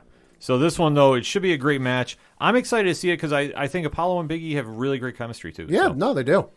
Next up, you have The Fiend, Bray Wyatt, taking on Randy Orton. And if this isn't a Firefly Funhouse match, I have no urge to see this movie. We've already seen Bray in whatever incarnation you want to call it take on Randy in a WrestleMania match. It was real weird. There were moths projected onto the canvas. Yeah. Fucking weird. Yeah, we've already seen it. Don't need to do it again. But if we do like a Firefly Funhouse match like you did with Cena, last year, 2 years ago, whatever it was, and you kind of do like a bit of a career retrospective with Randy Orton going through some famous phases, I'm all for that. I don't care who wins this match because if it's not a Firefly Funhouse match, I don't care. Yeah, I think doing a Firefly Funhouse match makes the most sense given the fact that these two have had already the in-ring interaction, and given the Fiend character and the track record it has with guys that have beaten him at WrestleMania, it seems like the next move is the Firefly Funhouse match. So, yeah, I think it would be cool. Like Pat said, I mean, I've seen the gimmick match, and I mean, I was at that Mania. I went to go get drinks, so I didn't see what was happening because I didn't see a TV monitor. You didn't miss much. Yeah. Well, I mean, I came back and eventually saw it, but like, I didn't see the stuff on the mat, so I had no idea why people were oohing and awing as I was waiting in line. Yeah. And then as I walked back out and I saw the giant jumbo projector, I was like, oh, there's fucking maggots on the ground, but they're not real. See, for us, when we were watching, on our couches, it was the weirdest fucking thing because it was the traditional camera cuts, obviously with the zooming in and out and the bouncing left and right and all the other nauseating camera work WWE likes to do. But it was just from all the normal camera... Jump cuts, baby. Yeah. It was from all the normal camera angles you're used to, and we're going to hard cut from the top looking down, and we're like, the fuck is going on? Yeah, it was all over the place. Yeah. Yeah, and I think it makes the most sense. I think they can do a really cool story with Randy doing that. I mean, obviously his career is... how long? I mean, like 20. I mean, again, another 20 plus years worth of wrestling in WWE. So, I mean, you can bring up the Evolution stuff. You can talk about that phase. You can talk about the controversy that surrounded the Randy Orton character with being the youngest champion who really couldn't handle the fame and all that stuff. So there's a lot of redo where Triple H broke into his quote unquote house. Yeah, I mean, you can do it. Yeah. Oh yeah. You Give get me the real weird with that. Give me the RNN report. Yeah. Oh no. Yeah. Oh, I thought of even better. Redo the Triple H breaking into his house, but obviously have Bray play Triple H and have Alexa play his quote unquote wife. Yeah, and you can get real weird with when Randy torched Bray's house. So like you can get some really crazy shit. So I think that would be a lot of fun, see that. So my prediction is Firefly Funhouse match, which I don't know if anybody actually wins those. Did Cena win his? Cena's still technically lost in there, so I'm hoping he reappears, like Randy pulls him out and like he grabs a hold of like Randy like by the shoulder, be like, "Oh my god, I've been here for so long, get me out of here." Yeah, like John, he pulls something. That explains to the marks that like, oh, that's why he's been gone for so long. John's head comes up from something, and he's just like, "Hi," and then and then Randy like, "Ah, God, I didn't want to see you." And then stuffs him back. It's not about you, John, and then throws his head back down. Tosses the golden shovel down there. Yeah, something like that. I'm down for it. It's got to be cinematic, otherwise I just don't care about this match. I don't want to see the red light if it's an in-person match, because that's annoying. Know if they. I mean, it would have to they would have to have a lot of lights. Yeah, well, I mean, they will, yeah. But I mean, like to make the whole building red. They pulled it off in Saudi Arabia when they did it against Seth. That's true. Yeah, that's what I say. Like, and that's mostly outdoors. I don't want to see the red light. I want to see this be over and done with, because Toxic Avenger Bray is not doing anything for me. Nope. So make it cinematic, and I hope Tyson O'Neil just goes, I have no idea what I just watched again. Yeah. That's all I'm looking for with this match. Yep. Next up for the Raw Women's Championship, you have Asuka taking on Rhea Ripley. And we should note that Ash Costello of the band New Year's Day is going to be there live in person performing, because she provides the vocals to for Rhea Ripley's song? Rhea Ripley's theme song. She will be there to sing Rhea Ripley to the ring. Yeah, okay. I've actually heard that they've been contacting a lot of bands to come down and perform for entrances. Because what is it? Nita Strauss is going to be at NXT one of these 2 nights. Yep. Doing something. Oh, she does. Is it Eos? No. No. That's Poppy. She's going to be there too. Yeah, they're getting Poppy's going to be at NXT. They got a lot of talent coming in. But also, Nita Strauss is going to be there as well for NXT. Okay. Well, hey, I'm down for it. I mean, because you want to have the big moment feel to it. Yeah, because have the live music there. Oh God, yeah, because one of my favorite entrances of recent memory was when I forget Shawn Michaels came out to that DX thing at WrestleMania 13. Yeah. No, okay. I forget the female guitarist's name, but she played out Shinsuke to the ring at WrestleMania in New Orleans. She's in Alice Cooper. Begins with an O. Yeah. She played, but like them with like the high school students or whoever playing the violins and the drums in the background. That was an awesome entrance. Like anytime you can get, even Rhonda getting her entrance sung live. Yeah, by Joan Jett. By Joan Jett coming out. Like anytime you can get the artist there who sings the entrance to come there live is awesome. Yeah. This one, though, I'm taking Ripley. Yeah, I'm thinking the same thing. She's long overdue. I mean, obviously last year she should have won against Charlotte. Didn't happen for whatever reason. I think this time is her time, though. Yeah, I know there's some talk of Asuka needing some sort of surgery. So I heard some rumor about that. Yeah, so it kind of makes sense that Rhea wins here. And plus, I mean, if you want to really take, and give some legitimacy to Rhea Ripley, having her win this match, not necessarily in a dominant fashion, but like, pretty over, makes the most sense here. And again, fans, you want people to get buzz and create new stars. There you go. Uh-huh. And now to the main event. For the Universal Championship, you have Roman Reigns defending his belt in a triple threat against Edge and Daniel Bryan. Pad? I don't know. I can see this match going a couple different ways. I can see Edge winning, but pinning Bryan to keep Roman looking strong. Mm-hmm. I can also see that working in reverse, where Daniel wins, but he pins Edge to keep Roman looking strong. So the common denominator here is I think Roman looking strong. I think Roman's going to get the Brock treatment from WrestleMania 31, where that started off as a one-on-one, and then it turned into a triple threat, and you all remember Brock rolled out of the ring so that he wasn't even involved in the 3 count at the end. I think we might be setting up for another similar type situation. Yeah, I mean, there's a reason why Daniel Bryan was added to this match, and it's to be able to have somebody bump and be an actual legitimate wrestler in there, while these 2 big stars are there kind of just telling a story. I again am not happy with the way that this match went. I was all on the Edge challenging Finn Balor train. I thought that would have been a fantastic match. Great story, legitimacy to the NXT title, so on and so forth. But here we are now with a heel Edge, which didn't make any sense again to me. I know I'm going to complain a lot here, so just be prepared. It didn't make any sense. You have this guy coming back, trying to tell his story of redemption from a long injury, obviously beating, Randy Orton, his once tag team partner who, obviously there was a heated rivalry there, and now you turn him heel because he looks old. Okay, well, I mean, Ric Flair looked old, but he was still a babyface sometimes. I mean, oldness does not make a heel. And then obviously you have Roman in this match, who has been your megastar since coming back and being a heel.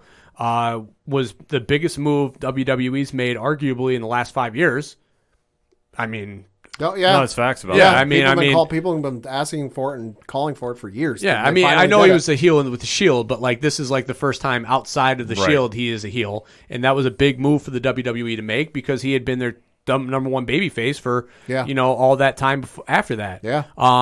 So as far as this match goes, you're right. Roman's going to look strong. Roman's going to look very strong. You're probably going to see some schmaz with the Usos coming in here. You're going to see some Paul Bearer, Jesus. You're going to see Paul Heyman coming in here and doing some shenanigans.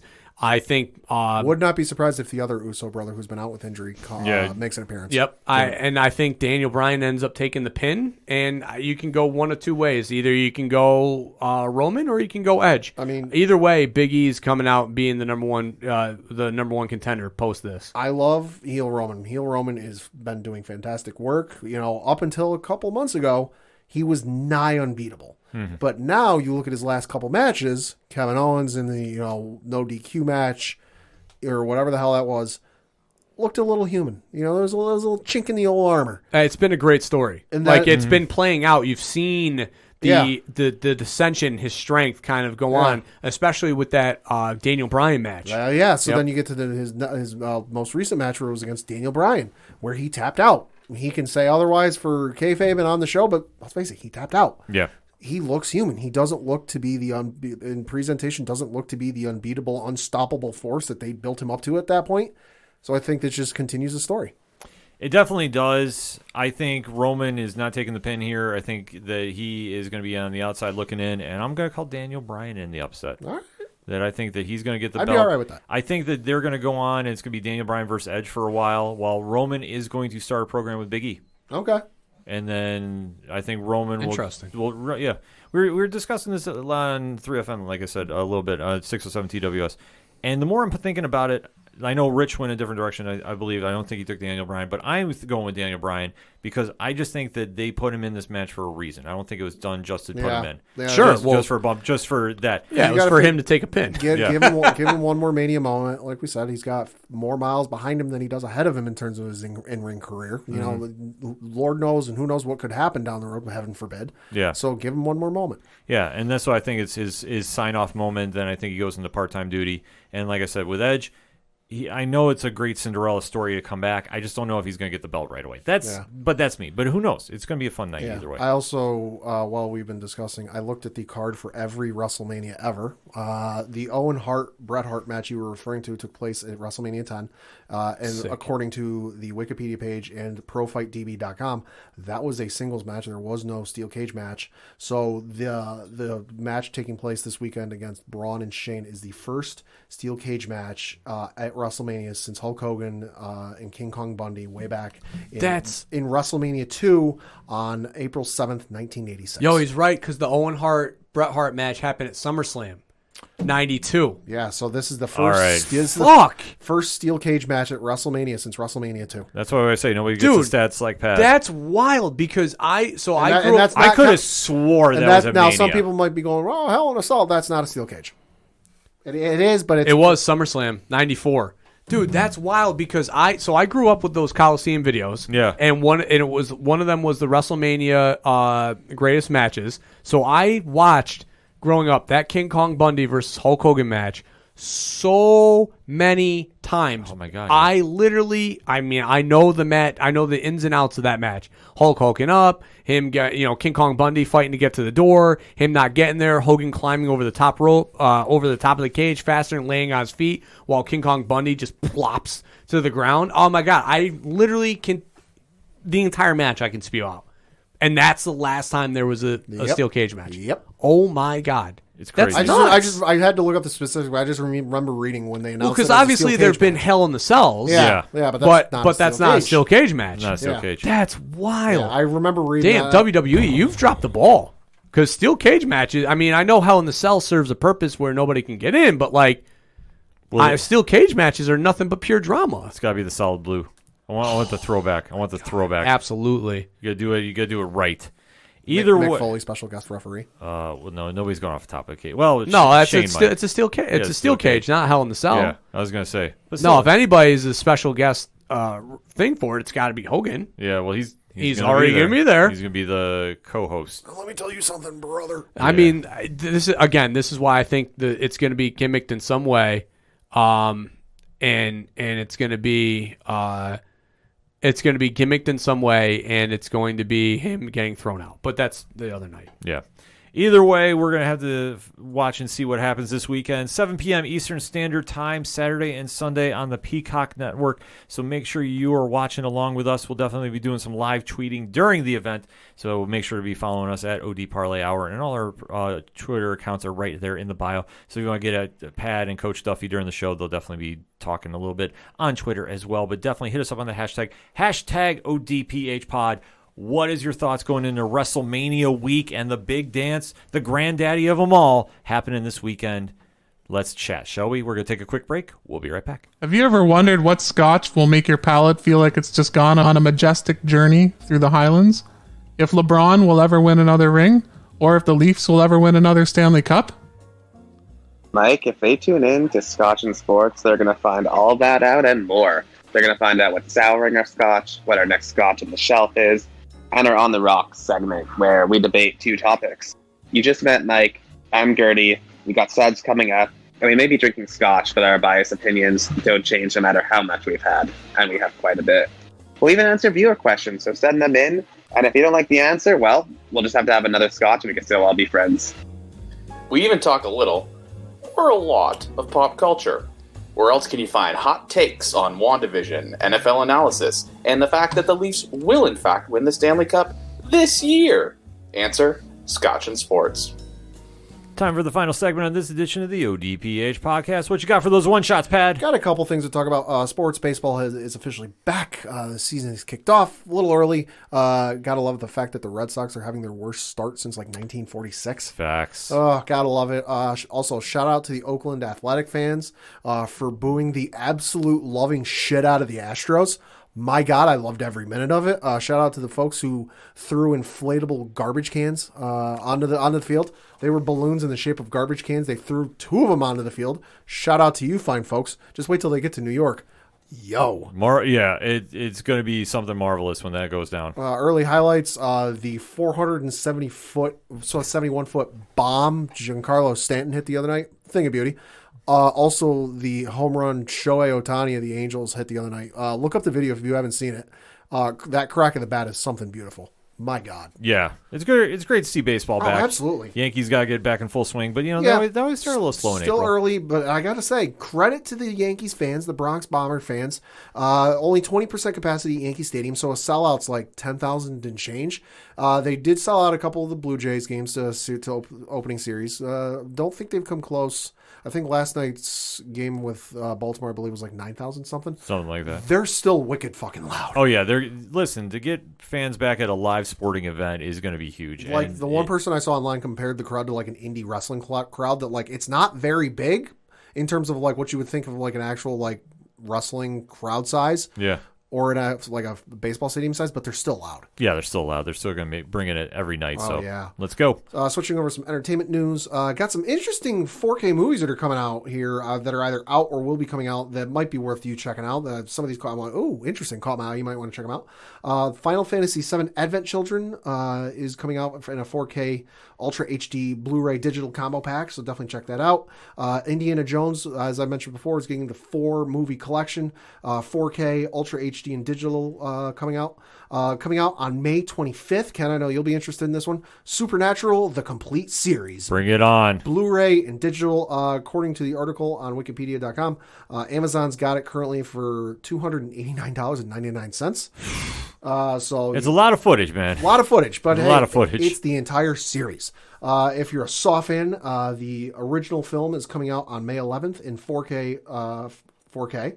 You've got the Legend of Korra complete series limited edition steelbook is coming out. You've also got a 4K version of Donnie Darko coming out on April 27th. Fast and Furious 20th anniversary edition. God, it's been 20 years. No, that's crazy. Coming out on 4K. Also 20th anniversary for Shrek, the original film. That's getting a 4K release coming out on May 11th. So we've got a lot of good movies coming out. Definitely give a check out to some of those. Switching over to some comics coming out this week from Marvel. For me, you've got Star Wars The High Republic, issue number 4 coming out. Definitely give that a read. Avengers, issue number 44. We're finally going to learn who's got the Phoenix Force now after they've been duking it out for like 5-6 issues. Amazing Spider-Man, issue number 63. Nick Spencer's still writing. Need I say more? No. Transformers Beast Wars issue number 3 is out this week. Also God of War, Fallen God issue number 2. And then my pick of the week, James Bond, Agent of Spectre issue number 2. Read issue 1. Very intrigued by it. Basically, Cliff Notes summary. Blofeld hired James Bond and it's enough money that he can retire on, and Bond took him up on it.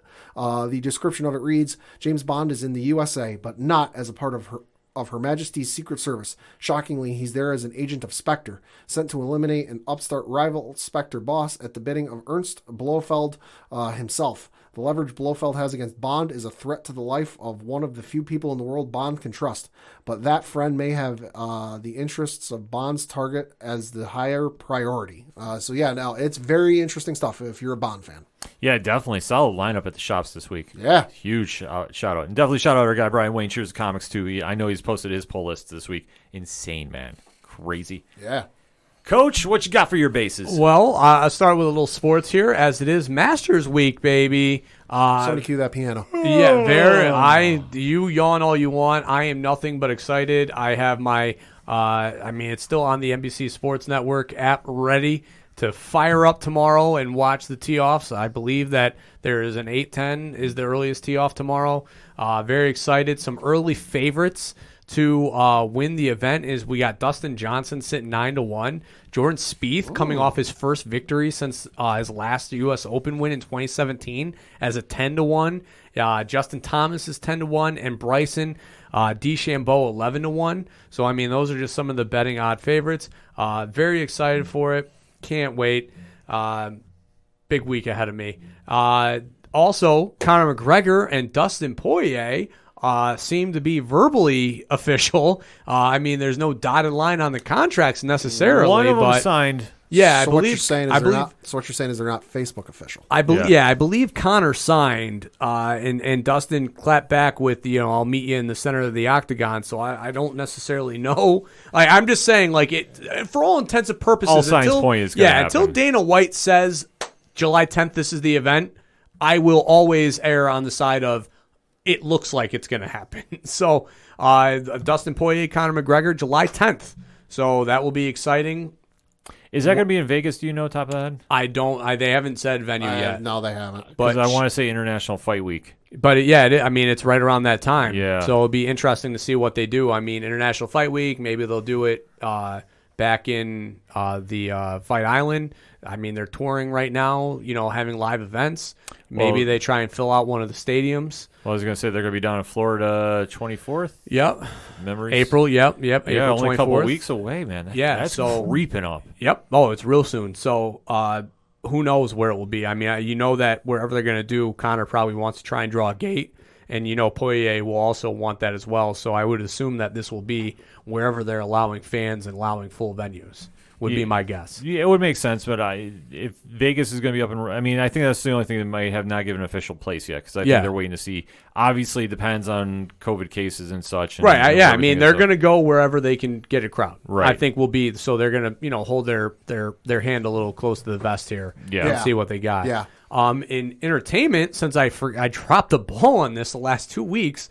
Mighty Ducks is relevant again, ladies and gentlemen. Yes, we've been meaning to hear about this. Game Changers is out on Disney Plus. It is the continuation from the original movies, where obviously now the Mighty Ducks are a travel hockey team that are a serious ran organization now. I mean, this is a la like your travel AAU team. Basketball wise, so like they play for keeps. One of the young boys on the team gets cut because he's just not keeping up with the Joneses as far as his dedication to the team, and the mother gets a little antsy at that and cuts a promo in front of everybody, going viral for talking about how serious competitive kids sports get and how they're just kids. And she forms her own team, which they dropped the ball on this one, guys, because as they named the teams that are in this quote-unquote hockey team, you have your old familiar. You got the Cardinals. You had another team from the original movie, but a team forgotten, the Hawks. There was no Hawks, and I hoped and my fingers were crossed that the Hawks were going to be the name of the team. Unfortunately, they called themselves the Don't Bothers, which was just absolutely weak sauce. Yeah. The irony in the Ducks being the reason why the Hawks folded. Now the Hawks are being born back to try and take down the Mighty Ducks.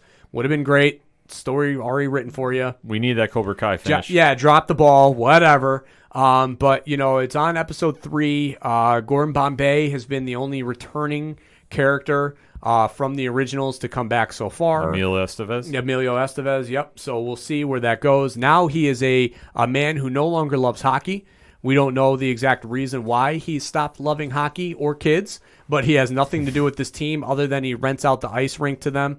My initial theory is, and this isn't a Marvel show, so it's not quite the level of deep dive as this is I'm guessing he probably got fired from the Duck organization because he was like, they're just kids, relax. I think it was all Mephisto's fault. I was going to say it's Mephisto. Yeah.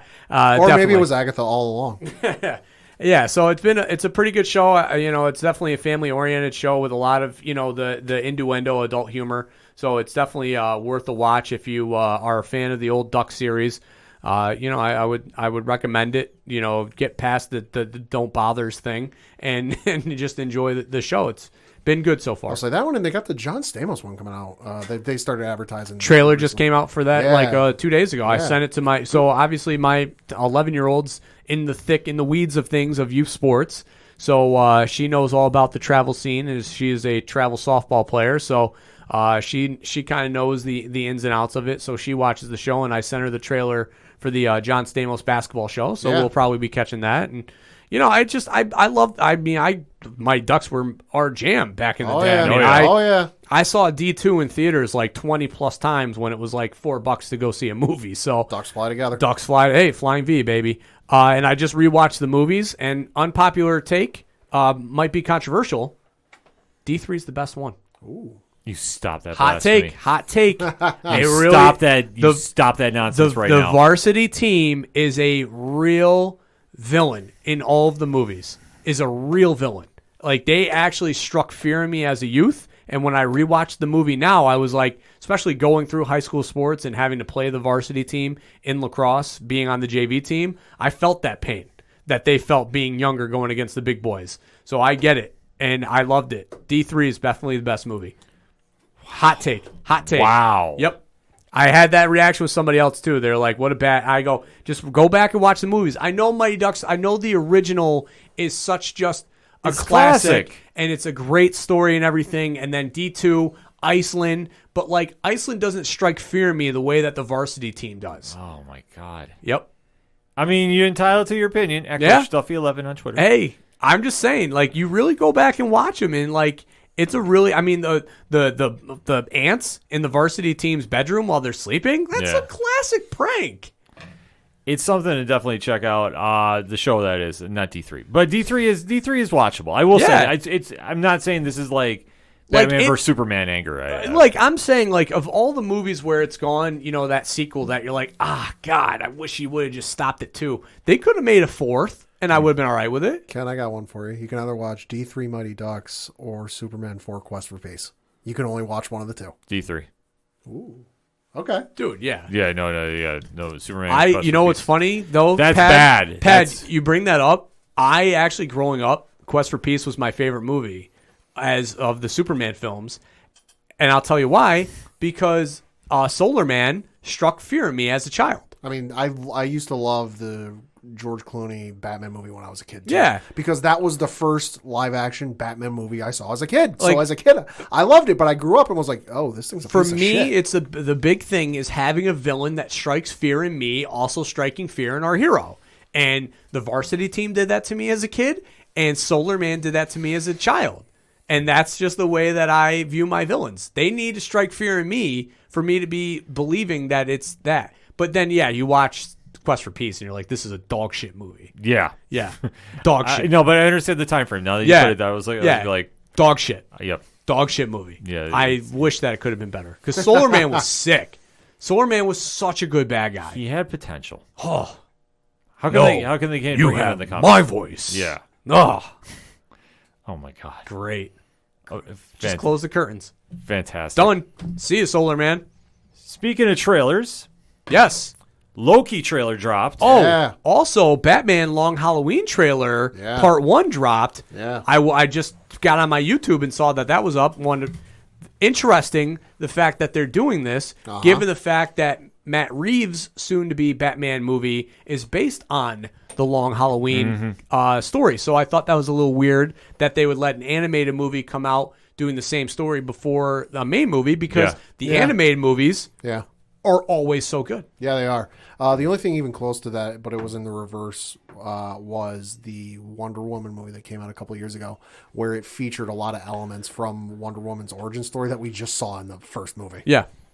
Yeah, it's going to be interesting to see how this all plays out. I mean, Jensen Ackles, though. Yep. Voice of Bruce Wayne, finally. Yep. I'm still holding out hope he appears on the Arrowverse. There's time. I mean, there's still time to make that happen, but I'm definitely excited for it. And the Loki trailer, I thought it gave enough away, but without giving everything away. It got me interested enough beyond what the hell is going on other than he's jumping through time. Yeah, it got me. It definitely gave a lot of this could have a lot of ramifications on the Marvel Universe, which at first when I thought it was just going to be kind of like a low stakes comedy romp, but then when you saw the trailer, you're like, no, there's there's shit on the line here. Yeah. I was already there for it because Tom Hiddleston as Loki is great, but I just needed something. I'm going to watch it. There was no question, I might watch it. I might not. No, I'm going to watch it, but I just want to know what the hell is going on.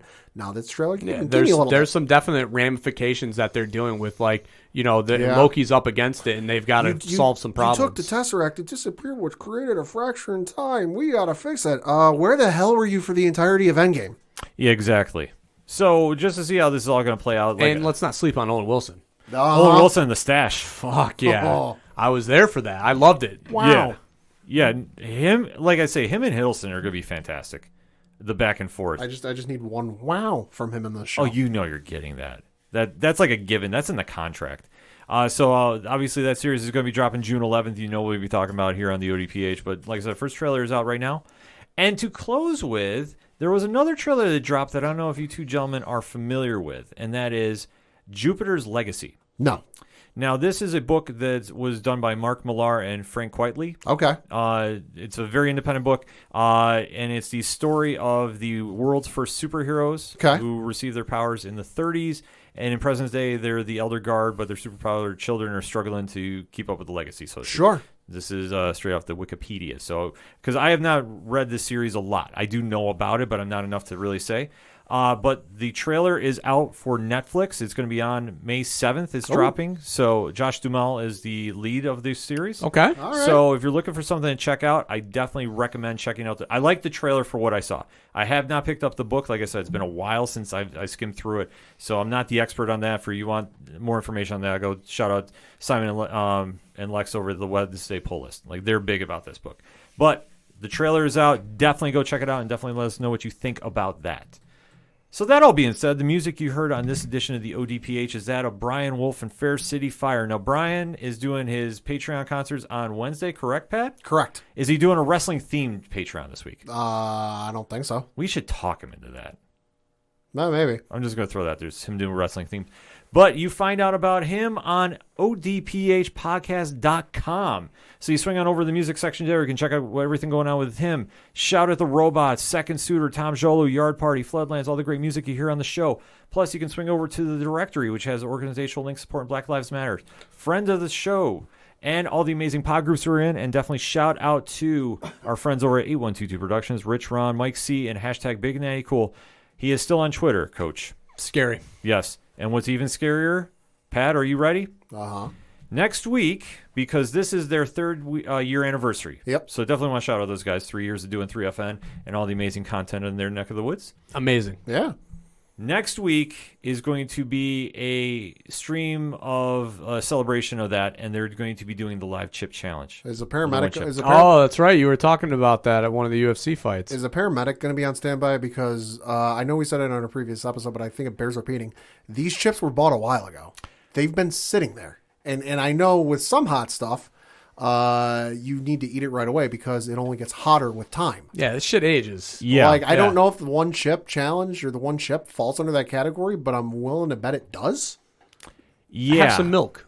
They're going to be prepared. So it's going to be a fun night. I believe it's Saturday night they're going to be doing the stream. So definitely make sure to follow twitch.tv/67podcast. And you can see Rich and Diesel partake in the one chip challenge. So that should be worth the price of admission alone. All that plus links to the TeePublic store where there's a sale going on currently. You definitely want to swing on there and get some ODPH swag and so much more at OchoDuroParlayHour.com. That's all I got for this week. So for your coach, my coach, the coach, Coach Duffy. Good night and support Peter Rosenberg. For the one only Padawan J. I can't lose even when I'm lose. I'm winning. Hashtag truth shall set you free. I'm your host, Ken. Thank you as always for listening to the ODPH podcast, better known as the Ocho Duro Parlay Hour. See you next time.